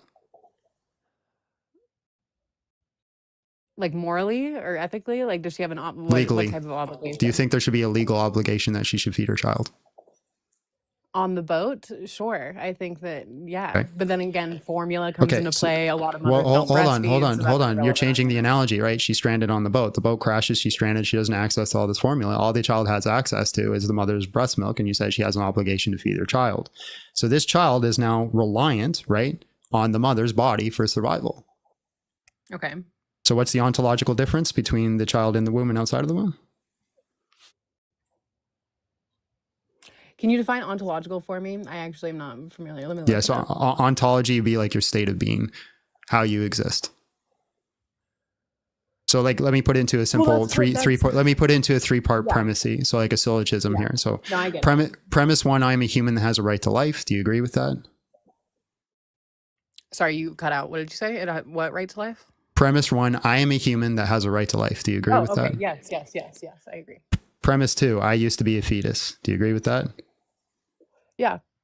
Okay, conclusion, a fetus is a human with a right to life. I disagree. You can't disagree with the conclusion. You have to disagree with the premise.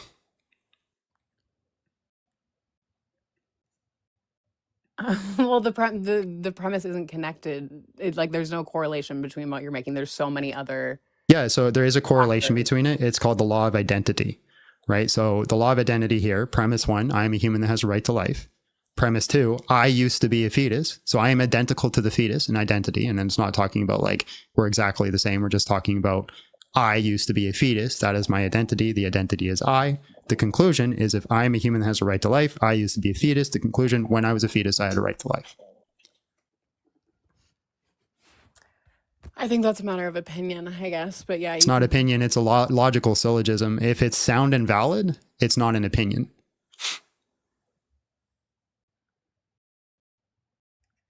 This is a realm of logic called modus ponens, right? If X, then Y. If Y, then Z. So if X is Y, Y is X, then you have but Z. again, the argument, I understand what approach you're trying to take. But again, the argument was against Charlie Kirk believing that children who are raped should have to carry that child to term, causing more turmoil and trauma than could ever be imagined. Yeah, like so that was just the original argument. So that is the argument I'm making. Believe that the fetus. So I don't believe that the fetus has more right than a 10-year-old child to be carried to full term and ruin that child's entire You're life. completely ignoring my argument and just trying to trying to do a red herring to a side adjacent thing, right? God, you're just like him, bro. This is an irrelevant debate. I'm gonna hop off. You're like, again, you argue just like him. You're not acknowledging the actual points that are being made. I'm going to acknowledge. I'm just about to acknowledge the actual point. But if you're scared and want to run, you're more than welcome to be scared and run. I'm not scared. I just don't think wasting time with people like you is. Yes, I know. I know thinking is very difficult. I know thinking is very difficult for you guys, but I promise we can do it together, right? Yeah. Oh, thanks, darling. Right. So if we get through this and we logically conclude that a fetus is a human with the right to life, right, then you have to give me a justifiable reason why you can unalive an innocent human. Because of the living humans that's affecting. A fetus is not a human. It's a different classification. Is it a dolphin? No, but Charlie Kirk thought that ultrasound of a dolphin was a human. Yeah, so what is the species of the fetus?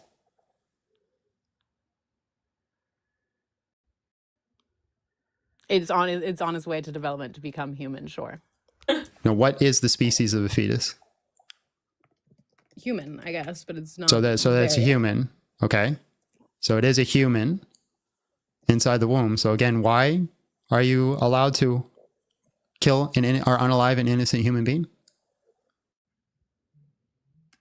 Because a fetus is a stage of human development. Okay. A child is a stage of human development. Can I unalive a child? There's a difference. What's the difference? That's the question I'm asking you. In terms of neurological development, like a fetus doesn't have consciousness or pain perception. It doesn't have complex brain activity. Like I don't know. Right. So a newborn baby has so a newborn baby has less consciousness than a dog. Should I suffer the same consequence for unaliving a newborn baby as I do a dog? No, but I don't believe either's right. That's not the question I asked you. Oh, okay. Do you think unaliving a newborn baby is the same level of evil as unaliving a dog? Or an African gray parrot? Honestly, I think that unwarranted violence towards any living conscious creature is abhorrent, and I don't know. I don't value human life over. Great. So other if life. I eat bacon, I am just as evil as somebody who's unalived a newborn baby. Because a pig is more intelligent, has more conscious experience than a newborn baby. I said unwarranted violence. Like, for example, I'm against hunting for game, but hunting for food or Okay.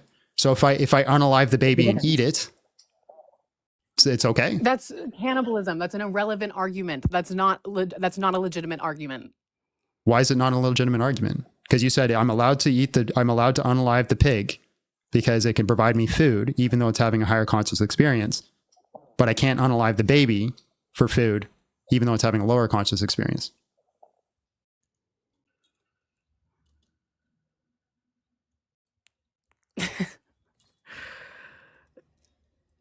Again, that's cannibalism. That's not. I mean, in terms of Okay. like, I guess there are some cultures that I'm stranded. I'm stranded in the woods. I'm stranded in the woods. I don't have access to food except for my newborn baby. Can I unalive it and eat it?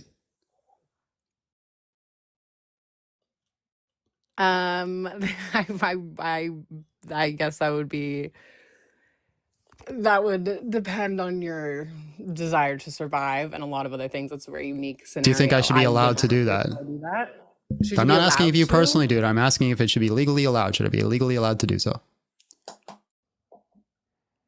Well, I think that would be very complex even in court of law, and I do not think it would be.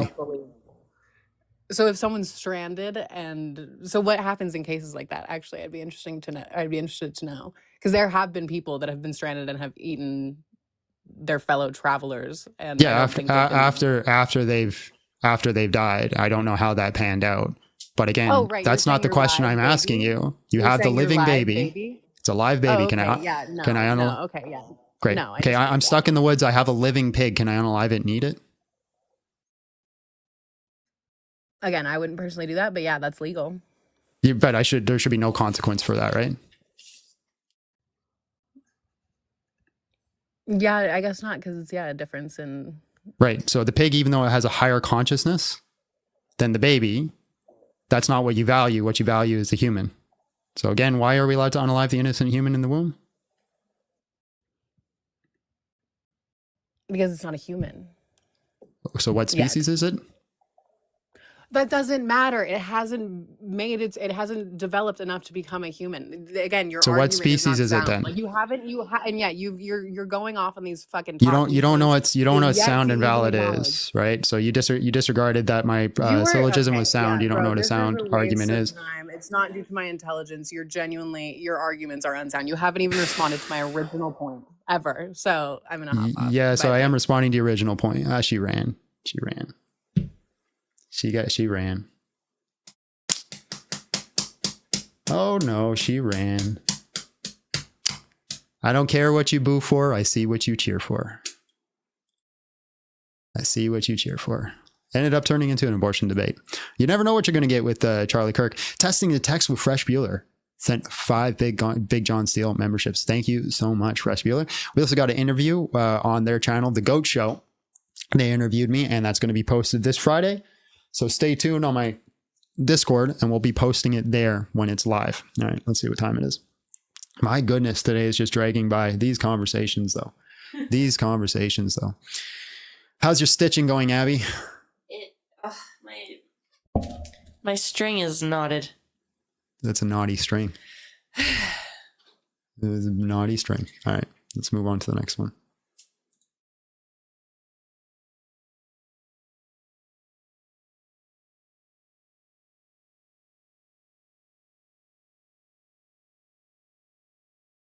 They are. Van, hello, how are you? And just real quick, how old are you? Hey man, I think I'm 38 or so, 37. You know, when you get old enough, Can you it hear me? becomes like, I think, do I know? I understand, I get you. All right, man, why did you hate Charlie Kirk? Well, he flooded my X timeline with unmutable, unskippable ads to debate uninteresting people on quote taboo subjects. Troll is obvious troll. Moving on. Only interested in serious conversations. I don't think he had ads. Jim, hello, how are you? And just real quick, how old are you? Hi, I'm yeah. I am 24. All right, bro. Why did you hate Charlie Kirk? Well, I guess other people have said it before. Hate's a strong word. I'm just seeing it from the perspective of I never really watched a whole lot of Charlie Kirk. It was like after the murder. You see all these opinion pieces. Sorry, after he passed away. Just assume every word that like might be offensive is offensive and put an S in front of it. It's silly, but it is what it is. I understand. That's the whole thing about YouTube, but I'll not get. Don't use that word either, because then you're gonna get TikTok mad at me. We love TikTok. TikTok's great. TikTok shop. TikTok shop. Crazy. Okay. Well, regardless, right? After Charlie Kirk's passing away, you see a bunch of these opinion pieces. You know, whether or not he's a good person, whether or not he's a bad person, and whatnot. Yeah. I kind of find it ironic that he has a quote that says, in order for to have the freedom and the right to bear arms, some gun deaths are going to be like necessary. Sure. I mean, you look at how, look at how his life was taken away. Yeah. So it's like you live by the sword, you die by the sword. Yeah, but that's kind of a silly argument, because there's so many people in the world who make the same argument, and they were not unalived. I would say that it's necessary to have a few car accidents for us to have the ability to drive cars. Do you think that, I should be unalived in a car accident? No, and I'm not saying that, but sure. You're agreeing to the same thing that he just said, in order for and I'm pro 2A. I'm not saying that I have anything against guns. I feel like it'd be kind of stupid if, let's say, if there's a different administration that just decides, you know what, we're going to pull in Australia. No guns are going to be say pew pew. I forgot. You gotta say pew pew. I hate this thing. I gotta switch my mind to a YouTuber. But don't say that one either. I was about to swear, but so bang sticks, right? If bang sticks were, outlawed in America, well, there's more guns in America, bang sticks in America than there are people. So it's like, okay, so then law-abiding citizens won't have access to that. Only criminals and other people who sell them on black market. So I think that's just a stupid argument as well. But like you said, right? Can I just pause you real quick? I just want to address a comment, because I get this a lot, so I want to do that. This one here real quick. You're an effing joke making dollars off this. What's wrong with making dollars off of it? Do you think it's more admirable making dollars putting fries in bags, or making dollars fighting for something you actually believe in and you think is important in life? Just curious. Put the fries in the bag, bro. Anyways, go ahead, Jim. Yeah, but I guess you said, nobody should have to die. I don't wish that you should get in a car crash just so that I can still drive to work, but it's a way of life almost that we all have to kind of take responsibility for. But that being said, I feel like there are things that definitely people can critique about Charlie Kirk. I know he was definitely very anti-LGBTQ. And well, define anti. He was not in support of gay marriage. I know that. So if you don't support it, you're anti? I mean, yeah. So you have to support something, but put a battery in your smoke detector. I heard that. I would if I could find it, but it is. Can't find your smoke detector? I don't know. That's not good. That is concerning, my friend. You have a list of priorities right now, and that's the first one you got to get solved. So right. if you don't support something, you're anti something. So like, oh, hold on. Okay, this is a meme that's been going around on the internet right now. Mm-hmm. I'm part of the anti bad guys good guy club. Are you also part of the anti bad guys good guy club? Anti bad guys. What does that mean? Yeah, I'm the anti bad guy good guy club. If you don't support me in the anti bad guy good guy club, then you are clearly the anti good guy bad guy club. I mean, okay. I just don't know how to what does that even like, what I'm saying is it'd be really silly for me to say that you're a bad guy because you're not part of my specific group, which is the anti good guy bad guy club. right? So then So was if you're Charlie saying Kirk- if you're saying Charlie Kirk doesn't support gay marriage, therefore he is anti-gay marriage and he opposes it, and he's trying to take it down, and he's against all of them and hates them. I don't think that's the right leap, right? Like you can not support something and still advocate for somebody's right to make their own decisions. Yeah, and fair enough. I feel like I had a similar way of thinking during like the BLM movements of like 2020 specifically, seeing a bunch of riots and looting and all that. I was like, I can't really support an organization who's for that. As well as like you look into like the leaders, and a lot of them were like, what's the word I'm looking for? Laundering money, essentially like you look at the founders, like, wait, you have like multiple multi-million-dollar homes in different, states. I thought this was a non-charitable organization, so I didn't support. So I guess I see. So yeah, you don't support right? Black Lives Matter, so therefore you're against Black Lives. Exactly. I support Black Lives, but I didn't support Black Lives Matter, the organization. Right. But that being said, it's not like he was pro LGBT. I know he was. He didn't. Well, he's like a Christian. the idea. And I understand that. But there's nothing in his legislation or things, or he couldn't legislate anything. So he's just a speaker. But there's nothing that he advocated for in legislation that would go against any LGBT ideas, except for the trans people in sports. Right, that'd be the only thing. But that is a widely debated topic. There are people who support the LGBTQ who are against trans people in sports. So you can't just say you're anti-LGBT because of that specific movement. So I haven't seen anything where he's like, yeah, we need to put a law out there that stops gay men from getting married. He just says, I personally am against it. I because of my Christian viewpoints and values. Yeah, I mean, but do you not think that like other lawmakers who are Christians themselves who watch his content see that and like, oh, you know what? Maybe he's right, Yeah, Maybe that's the public square, bro. That's how laws are made. If you don't like that, then what you're literally advocating for is fascism. You're saying I'm going to silence people who say things I disagree with because I don't want certain laws put into place. The problem is not like silencing him or anything. It's just like this is why a lot of people have been, so like divided over his, unaliving, was that a lot of people like I agree. I don't think he deserved, for that to happen. But at the same time, we all got to realize he says something. I mean, this is like you've had evidence of this. There are people who did not like him. And this is like the tamer end of the things. You see the extreme spectrum and look at what happened. So it's like, I understand you have your First Amendment right? Me and you can say pretty much whatever it is we want to say without any repercussions, but we don't have I would argue everybody calling him a white supremacist and a fascist is what ultimately led to his public execution, so to speak.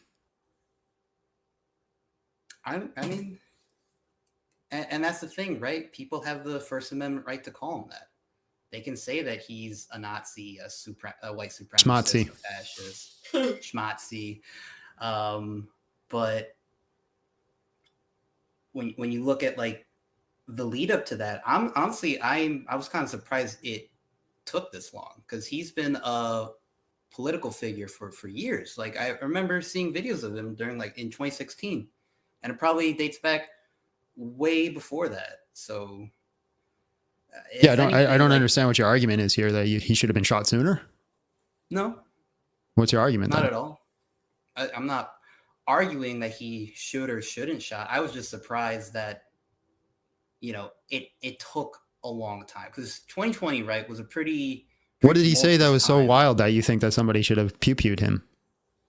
Or not should have. Sorry, I apologize. That you're surprised that it took so long for him to get pew-pewed. What exactly did he say? Look, I'm not here with like a bunch of spreadsheets and pulling things up. I know, right? You know that he has. I don't think he said anything that. He's made enemies, right, with other organizations, LGBTQ people, right, minority groups, right. Okay. There are people who have had, whether or not like justification to Well, okay, so justified. Why are they justified to not like him? Like Charlie Kirk literally hired black people. Like again, as my token black guy, I guess, but I know of a black guy on the internet who has made videos. He's a gay black man, and he's advocating all the things that Charlie Kirk did because one of the reasons he's in his position he's in is because of what Charlie Kirk did for him. Mm-hmm. So how are they justified in hating him? They feel justified, right? Like that's a silly reason, man.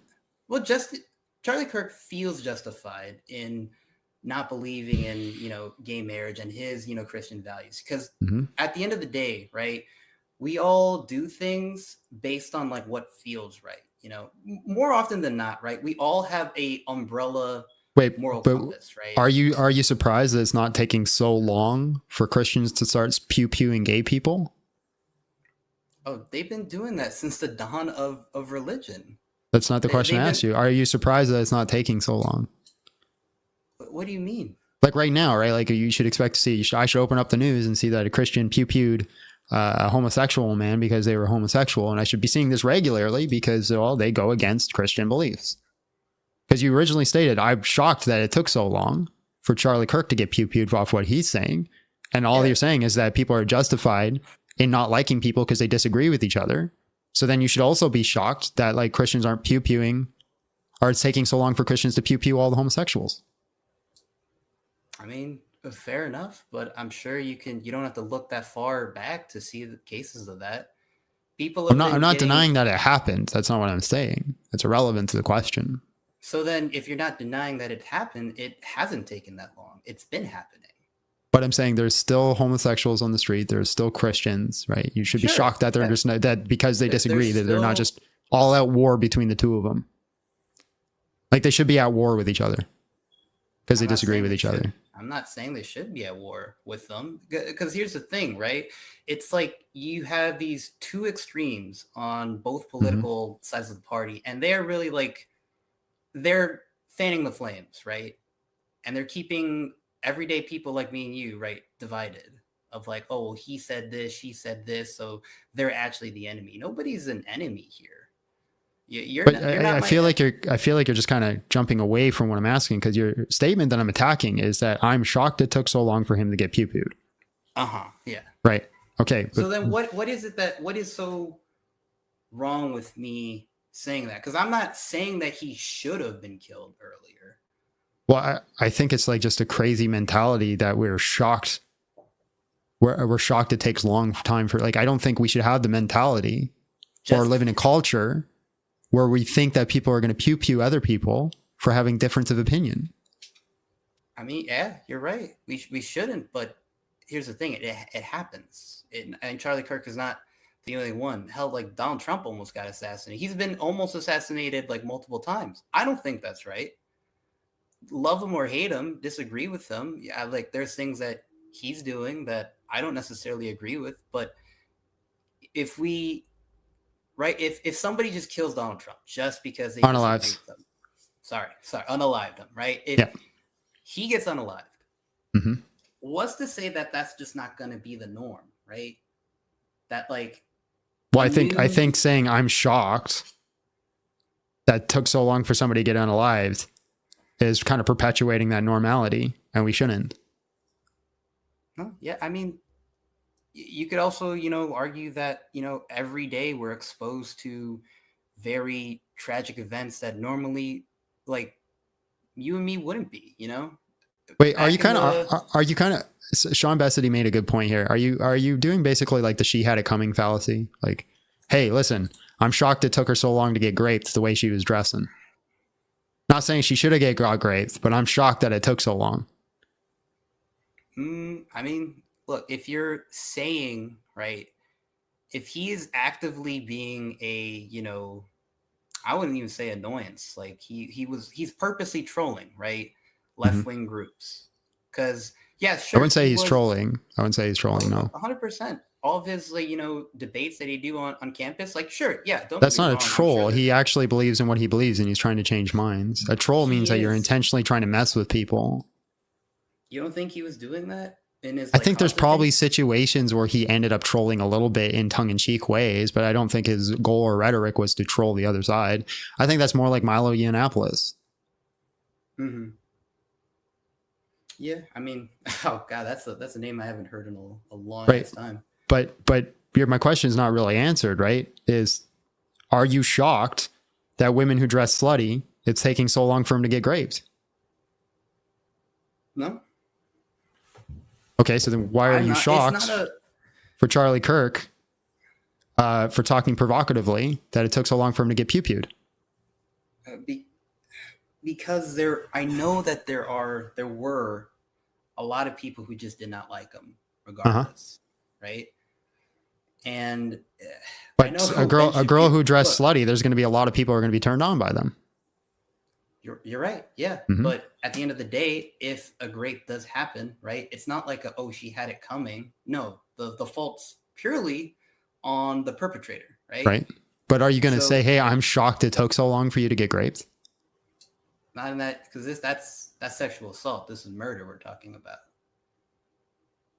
Yeah, they're both abhorrent. Yeah, I'd argue murder is like way worse. You got to say smurder. I think, I don't know. I like, if you ask my wife which one's worse, she'd probably say sexual assault. Yeah. And you there know she what? is saying yes. Fair enough. And double standards I feel like are always prevalent, right? In all honesty, like I would probably rather get schmurdered than be sexually assaulted either, depending on who it's by, right? Like some big old guy named Bubba sees me and thinks that my cheeks just look good. I'd probably rather him just unalive me. Yeah, fair enough. So again, you're not going to say to a woman who just got raped, hey, I'm shocked it took so long for you to get raped because they were dressing provocatively. Why do you say that about Charlie Kirk, even though he's speaking provocatively? I mean, just because you're fanning the flames, right? It's like, but so is the woman who's dressing provocatively. Yeah. So I know Ben Shapiro, he had a quote where it was something similar to that, right? Where if you go out into a bad neighborhood and you get robbed, he's not going to feel bad for you because, well, what do you think was going to happen, right? Mm-hmm. So similar mentality here, right? Yeah, I don't agree with Ben Shapiro there. Yeah, fair enough. I'm not saying I agree with them either. Yeah. I don't agree with a lot of the right wing commentators. It seems like, you were a supporter of Charlie Kirk, just the way that you're defending him. And you know what? I'm not Really. No. The reason I'm doing what I'm doing is I wasn't really a big advocate or supporter of Charlie Kirk. I liked his videos. I liked his content. I think he did great work, but I wasn't like Charlie Kirk all the way. How do I become part of his thing? I don't even know what it's called. What's it called? Turning Point. Turning Point. Yeah. Let make me part of Turning Point. Or Turning Point Canada is, I guess, what it'd be if there is one. I never did that. The reason I'm doing what I'm doing is because I saw how the world celebrated. Right. So Charlie Kirk is a Christian and he's one of the better Christians in the world. The way he preached Christianity, the way he represented Christ, he was definitely a better Christian in that standard. And I saw the whole world literally celebrate and cheer the fact that he was unalived. So in a way, it was like a symbolism. There was like a symbol for something that I believe in that was destroyed and the world celebrated it. And that to me was terrifying. So that's why I'm doing what I'm doing now. That's why I'm talking about it. Because I just watched the whole world show me who they were, and I don't want people to forget that. You know what? And fair enough. I don't agree with those people because it's like with political terrorism, right? It's kind of what it is in a way. You're purposely, committing violence for the sake of, a political party to prove something, and granted, we can sit here and point at different, instances where both parties, have done that before. And at the end of the day, I think both Democrats and Republicans, they really don't care about people like you and me. They're all a bunch of oligarchs and they own corporations. Their net worth is so much, more than what most people will make in their entire lives. And yet they're trying to relate to us. So it's like, in a way, with Charlie Kirk being the commentator that he is, he was definitely, I could argue he was definitely creating division, just in the sense of you have people that fall into camps, right? You either support him, or agree with, things that he's saying, or you don't like him. If there was no division between us, there would be no need for public discourse. Yeah, there wouldn't. Well, that's what I'm saying is like, you're saying he's creating division. The goal of the public discourse is to take away division. So what did he do? He sat in places with people who disagreed with him, who hated him, gave them a microphone and said, let's have a conversation about that. Right now, you're saying that created a bigger divide. I think the goal is to close that divide.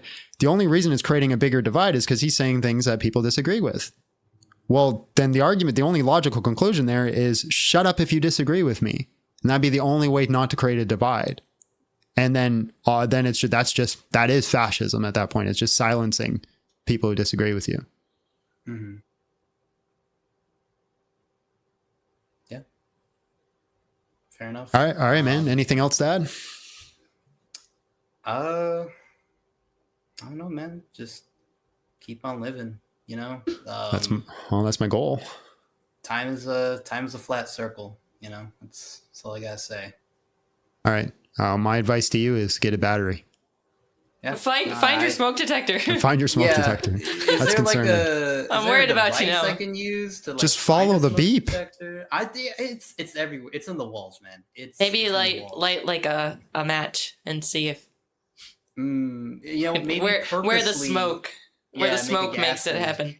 Yeah, not a gas leak.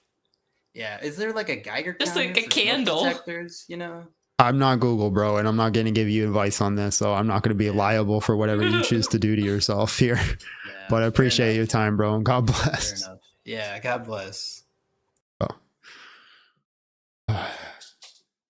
Beep. Beep.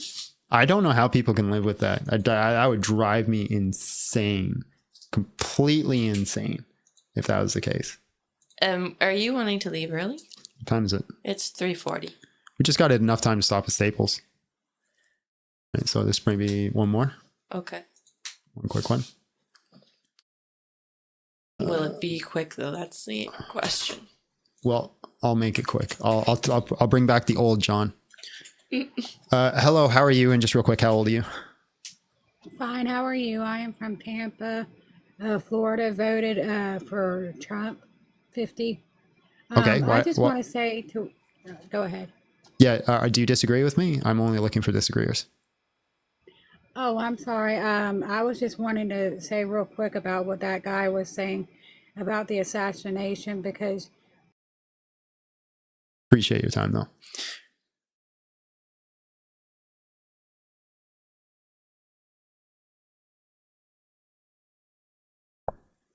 Just like I say to everybody who comes up who wants to give a speech, anybody can start a live. Anybody can give their opinion. I'm just kind of looking for disagreeers. Hello, how are you? And just real quick, how old are you? Hey, brother, I'm 23. All right, bro. Why did you hate Charlie Kirk? No, I mean, I don't want to sound like everybody else saying, I don't hate him, brother. I just really highly disagree with what I had to say. Well, not everything, but at least most of it, Before anything, right quick, my parents are pastors, right? Pentecostal Christian pastors. And okay. I agree pretty much with the abortion. I don't really like that. Unless it's like really, really horrible circumstances. That's understandable. But he was a racist, man. And you can't deny that from me. You're very hard to hear. You're very hard to hear, man. Hard to make you out. What do you disagree with? His racism, man. I mean, he did all this racist stuff. Okay, he's racist. People might say that. People saying, I see people on the donations saying that he did all this stuff for black people and whatnot. I mean, that doesn't make a difference for everything what he said. Okay. Can you give me a definition of racism then, the one that you're using to conclude that he's a racist? Just by disliking the color of the skin of other people, man. Like disliking the color of skin of people. Okay, can you prove to me he disliked the color of skin of other people? Remember when He said that if he saw a black pilot, he would question his ability to fly a plane. Okay, this is like the 17th time I've had this conversation. When did you come in? Well, like 30 minutes ago. Okay. Why did he say that he'd be concerned if he saw a black pilot?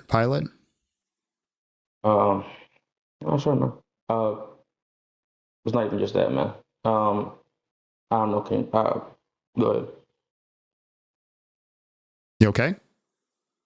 Yeah. Can you hear me? Yeah, it just sounded like you're having a seizure for a second. No, I've just never been alive before, so it's kind of. Yeah, it's okay. You know. Yeah, I get it. Nerves. I get it. I've been there. Nerves. Yeah. Oh, nervous. Yeah.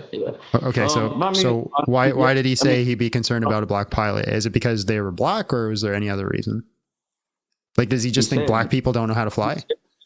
He said if he saw a black person, if he saw a black pilot, he would question their ability. So why else would he said that? Because of affirmative action. Okay. I mean, I'm just gonna leave it at that. But I mean, you say you when I joined your live, it said you were atheist turns Christian, right? Uh-huh. That's just a generic title. That's just a generic title I've had up for years. I've just never changed it. But yeah, I'm an atheist turned Christian, but I don't really want to get into my testimony right now. No, not me really against your testimony. It's just people see this man like a martyr, like his death was a martyr. You know? Do you? Well, depends on how you define martyrdom, but probably, yeah. His death was, I mean, his, I don't know what word to say, but you know, brother, I've seen more songs made for this man since the day that he was gone, right? I've seen more songs dedicated to him, to Jesus. Okay, that's not true. That's not true. That is no. So a definition. A man that is no longer with us no more, right? Over some comments that he said that it's just ridiculous. Okay, because you can't. I'm pretty sure people have told you this multiple times that. You know, the thing about... Okay, hold on. You're going on a big tangent. Just the definition of a martyr is a person who is unalived or made to suffer because of their religion or other beliefs. So how does he not fall into the category of martyr? Because people are acting like his death was a martyr when indeed but he is, by definition. But you guys think he's a Christian martyr. He is not a Christian martyr, brother. Because, yes, he supposedly... well, I believe he was a Christian, yeah, but what kind of Christian acts like that against people of color? But you haven't established that he acted poorly against people of color. Okay, hold on. Well, I don't know what you're liking to tell you, brother, but it's just it's something that you just know how people is. Just by not just by the cover, but you just know by everything So he's racist because of your feelings? That's your argument? Brother, I don't care about my feelings. I care about my people, man. I don't really care about my feelings. Well, just because you know. Okay, well, I'll just make the same argument towards you. You're a racist because I just know. I just feel like I know you are. I just get that vibe that you're a racist. Okay, so you could say that about me, but you don't know who I am. You don't know who he was. You don't even know the context of what he was talking about. I'm not. You know what? Okay, fair enough. You know what? Martin Luther King was a racist. Okay, why? What's that? Why? Oh, because I just got a feeling. I just know. No, brother. It's like let me just. You don't know me. Like I don't have. There's no videos of me saying I'm not talking about you. I'm saying Martin Luther King's a racist. I just got a vibe. I got a feeling. Hold on one second. Charlie Kirk ran the Black Youth Leadership Conference every year. He brought young black Americans to course, businesses, getting them jobs, and brought them to the White House, introduced them to the president. Dang, what a racist. Oh, wow. Yeah, man. Okay, look. How can I say this? Just because somebody does a good deed, you know, let's say it this way, right? Let's say wait. I don't know. I'm Hispanic, right? I know there's a lot of people like, oh, I know Hondurans, Mexicans. Oh, a Mexican broke my heart, so. Wait. The whole argument. This is a silly argument. The whole argument, just because they do good deeds for black people, that doesn't change the fact that they're racist, right? Because they've done a bad deed for a black person.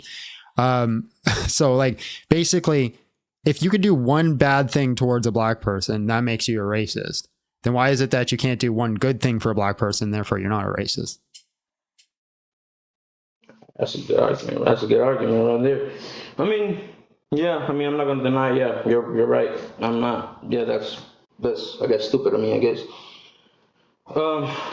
Okay, then I guess you got me on that. But to me, I mean, like, you know, to my point of view, right? Because I'm not saying I'm a Christian, but I have Christian morals, right?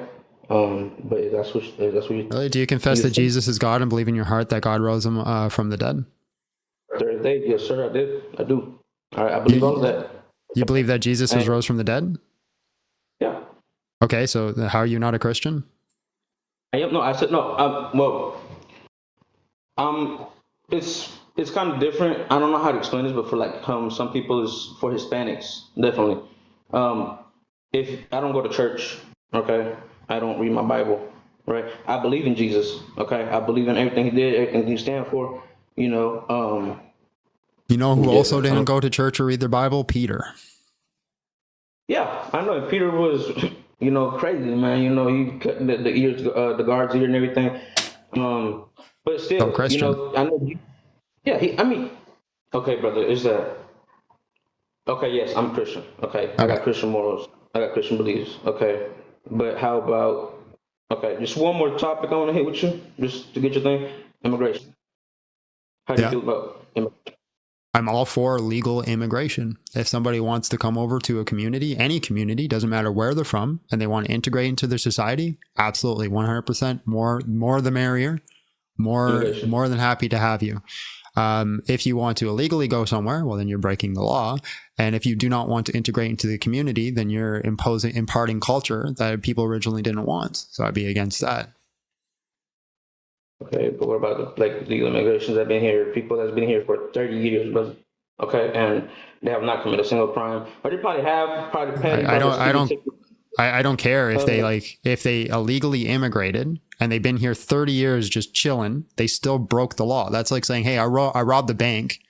I got $30 million from the bank, but then for the next 30 years, I didn't commit any other crimes, and I used that $30 million to be a philanthropist.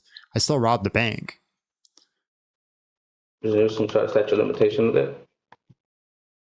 I think I think if you commit a crime, right, that you should make it right. Right. Yeah. So for example, Nala Ray is now a Christian who used to be an OnlyFans model. And one of the things I highly disagree with her on is that she refuses to give back the money that she made doing as an doing OnlyFans. She keeps the money and she says, well, because I paid enough taxes on it, I get to keep it. I don't think that's right. I think she made that money through sin and she should give it away and give it back to charity. I think that would be made right. Charity. But I mean, I don't really care about her, him, whatever it was. It's not my problem about their money. I'm just talking about like immigration, because people that so much contribute to the U.S. economy and stuff, and people just out of nowhere. They also benefited from it. They stole. Like they came in illegally and they benefited from it. That's why they came over, or they wouldn't have come over. So they committed a crime to benefit, just like a bank robber committed a crime to benefit. Brother, they stole work. They stole jobs. Mm-hmm. Yeah, so if somebody robs a bank, makes $30 million and uses that $30 million to do like Robin Hood activities, like giving to charity and starting food banks and doing all those types of things, I still think they committed a crime and they have to give back to the bank. Americans, illegals, immigrants, they pay taxes. Okay. I'm not saying they don't. So a bank robber could also pay taxes.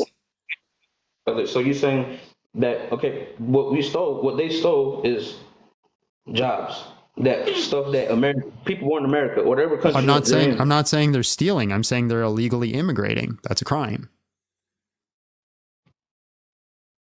Right? Just do it legally.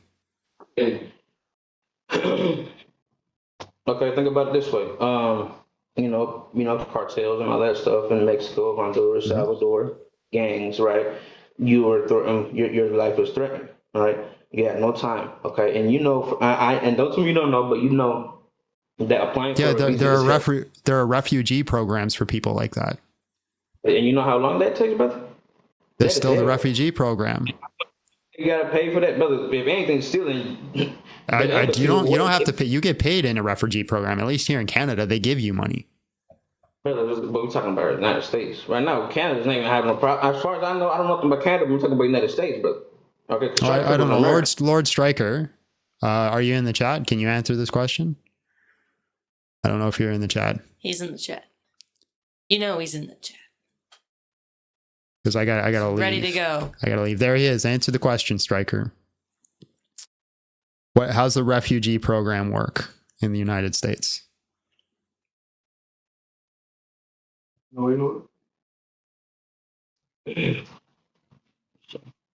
John debates someone to put up a fight. I don't. It's first come, first serve. Whoever comes is allowed to come. I've had plenty of people with renown come up on the channel. They just don't come too often because they have renown. They're doing their own thing. How long you got? Just like is there a refugee program in the States? Do they have to pay for it, and does it take years? No Google search, Lord. Okay.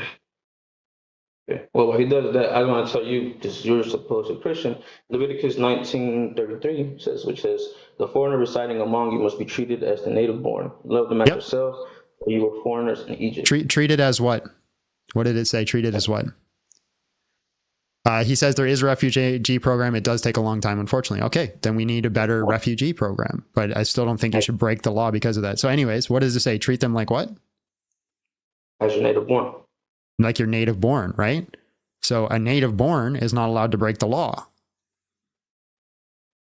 Okay, but they broke the law. Of course, definitely. Look, brother, even the Bible says, because I don't agree with Trump, I don't like Trump either, but the Bible says to pretty much respect what the Bible says kings, but the rulers of the land, right? We should regard and respect it.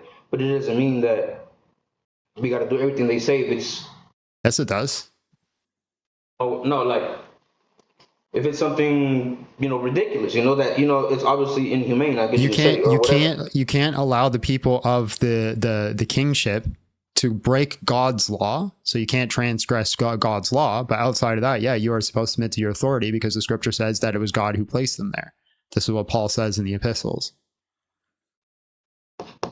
Right? Jesus says, "Give to Caesar what is Caesar's," even though they felt like they're being unjustly taxed by Caesar. That was the whole reason that they tried to get him on that question.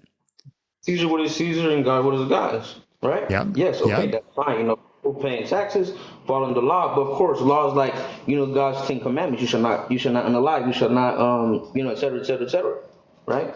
Because if we go by those commandments alone, right? Don't you think the world would be a better place instead of all of this added stuff? Hell yeah. Exactly. That's why I'm a Christian nationalist. The 10 Commandments say you should not immigrate or whatever. You should not do this. You can immigrate. No, I'm like, but you guys legally. Okay, I almost said that legally. Yeah, okay. I mean, yeah, you can, but okay, it's Jesus. You got to think about it. When King Herod was, looking for babies to, what did Jesus do? He immigrated. I mean, yes, he came back for the census, right, and everything. Yeah. He didn't immigrate to a new country. It's not even us. It's not even us comparing ourselves to Jesus because, like, well, actually, he did go to a new country. But anyways, yeah. Again, we're not against immigration. No, we're talking about illegal immigration. Right. So for example, remember what Jesus said remember what Jesus said to the Gentile. Hold on. Remember what Jesus said to the Gentile woman. What did he say to the Gentile woman when she came and asked him for a miracle? He said, "I did not come for you. I came for the people of Israel." Right? Why should I give to you who are but a dog?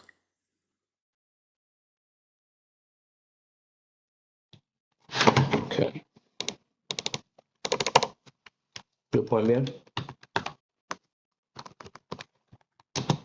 Your point being? My point being is Jesus clearly sees a distinction between borders and people.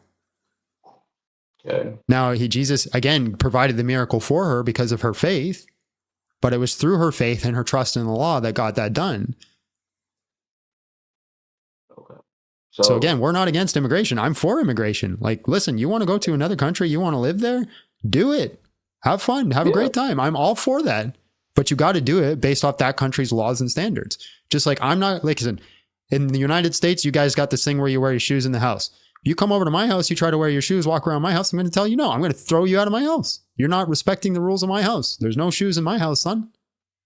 Yeah, for sure. That's, right. I mean, that's, but you can't compare how the rules of your house to, you know, just. Yes, you can. But you gotta understand, man. It's like. Okay, I gotta let you go, so I'm gonna let you speak, but then I really do have to leave. So land your plane, and then I gotta let you go. I just gotta say, man, look, it's cool that you're a Christian, man. It's cool that you respect God and all His religion and all His laws and commandments and everything. But you gotta understand, people is just are garbage nowadays, man. So just God bless you, man. Be careful and everything. And I hope God eliminates you or tries, or God, you know, kind of gives you what I'm trying to say.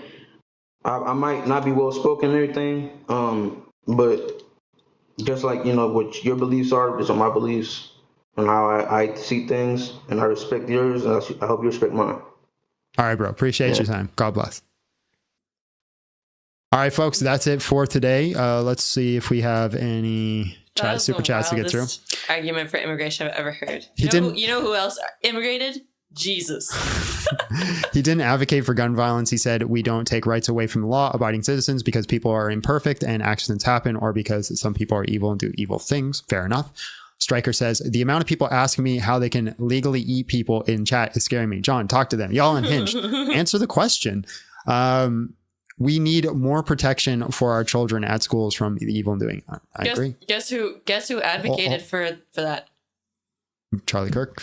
Daniel Clark, 5 Big John Steel memberships. Thank you. And then we did this one. Yep. And then another 5 gifted memberships. Thank you. All right. I do got to do this quick little thing. So do a prayer and a plug, and then I gotta bounce. Our Father is in heaven, hallowed be thy name. Thy kingdom come, thy will be done on earth as it is in heaven. Give us this day our daily bread, and forgive us of our debts as we also forgive our debtors. And lead us not into temptation, but deliver us from evil. Lord, thank you for this day and the conversations that we had. You are good in all that you do. I ask that you use these conversations to draw people into the truth, to let people not just look at headlines and look at misinformation and just take it for what it is, but instead have the spirit to dive deeper into things and truly understand their own epistemology, how they learn things and how they have knowledge of things. So that way we can truly act in situations where we are well educated and do what is right. Allow us, give us all a spirit to give grace when grace is deserved, Lord, but give justice when justice is needed. Guide us to understand those gray areas and those lines. Ultimately, Lord, if you want us to have these conversations, help us continue having them. If you don't, guide us into better conversations. Help us change hearts of people and draw them into the knowledge of who you are. Because, Lord, I truly believe we cannot get away from evil without being in relationship with you. So help us do that, every one of us. Don't let the Christians be armchair Christians. Give them opportunity to be more Christ-like and share the gospel. You are good, and forgive us of our sins. In Jesus' name, amen. In the name of the Father, the Son, and the Holy Spirit. Hallelujah. All right, guys, for everybody watching on TikTok, we're going to be hanging out on YouTube 5-10 more minutes. But if you want to support the channel, you can do so on Patreon, where I offer daily Bible studies, access to our hangout sessions that happen on Tuesdays and Thursdays. And you also get access to at least one exclusive video a month on there. But more importantly, you're just going to help this channel grow so we can reach the people that we need to reach. Make sure you subscribe to me on YouTube. I have videos being put out there daily. We just put out a video today at noon my time. So there's a new video posted now today. So go check that out. So there's not daily. So basically, if you subscribe to my YouTube, you're going to get 5 live videos a week. And then you're also going to get 2 exclusive videos a week, and if you go to the Patreon, you also get access to the Bible. Like we're offering a lot. So all link is in my bio. If you want to support, you can do it. If not, we're more than glad to have you here. We're gonna hang out for literally only 5 minutes over on YouTube. So head over there at Big John Steele if you have any more questions for me. God bless you guys, and we will see you all tomorrow if you're in YouTube. If not, we'll see you on Friday.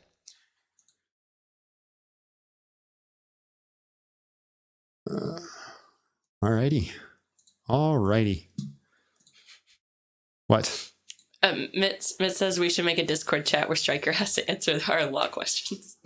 Just Stryker's law questions in the Discord. You know, I'm down for that if Stryker's down for it, but he's got to be down for it. I'm going to come back immediately for what? Jesus didn't preach Muslim supremacy either. No, he definitely did not. You are too late. You'll do it? Okay. Well, get one of the mods. Get ready. I'll ask one of the mods to make a Stryker's law questions in It's there. It's just going to be John. It's just going to be me. Yeah. Can I do this? Can I do that? Can I do this? How can I do this? I should actually start a voice channel in the Discord that I can just enter randomly and have you guys contribute. Like if I need it, you can just go right in there and I could be like, hey, I got this question, Stryker. How do you solve this problem? Or we can even set it up on the Discord like we had a panel. Like I still want to set it up for you guys so there's a panel. So one day I got to figure out a day where they can do this, where it's going to be you guys debate them. I'm just going to mod. So I'm going to give a topic. We're going to select people. We'll have the whole people in the panel and we'll say, here's the topic. Who wants to debate this topic? You're going against blah, blah, blah. So let's, for example, immigration, you're going against Lord Stryker, right? Who wants to do that? Why do I just feel guns make me uncomfortable. I can say that now because we're no longer on TikTok. Guns make me uncomfortable. And I think it does have the intent to unalive people. I think we should do everything in our power not to unalive people. That's why I'm against guns. Like, I think we should do everything in our power to preserve life. I really am pro-life. I think there's certain rare scenarios where you can unalive somebody. Very, very rare scenarios, but this is like super extreme. So that's why I'm pretty much like, I don't think that like pew-pews, like having a gun, I don't think is going to prevent your government from being tyrannous to you. Like, I think government just has too much power right now, and just having guns is not really going to stop them from doing what they want to do, or putting you under martial law, or just coming and taking your guns away if they wanted to do that. So I think if you have a gun, it's for self-defense or it's for fun, right? And I'm not really for it, but here's the caveat to this. I plan to get one because we live in a system that has them, and I'd rather have it and not need it than need it and not have it. But if I could pick a system, I'd rather be in a system that has no guns, where nobody has guns. You have to get in there with your knife, and it gets really more sticky than just like, right? It's more personal, as Joker says. So I don't know. I got mixed feelings about it, but I've been very anti-gun for a long time. I've kind of gone more pro. I'm up the middle with it. I don't know how I feel it. So you're unprincipled, probably. I am whatever you say I am. If I wasn't, then why would I say I am? In the paper, the news, every day I am. She hates me. All right. I love you guys. We'll see you all next time. Bye. Let's make sure. Yeah, we'll see you.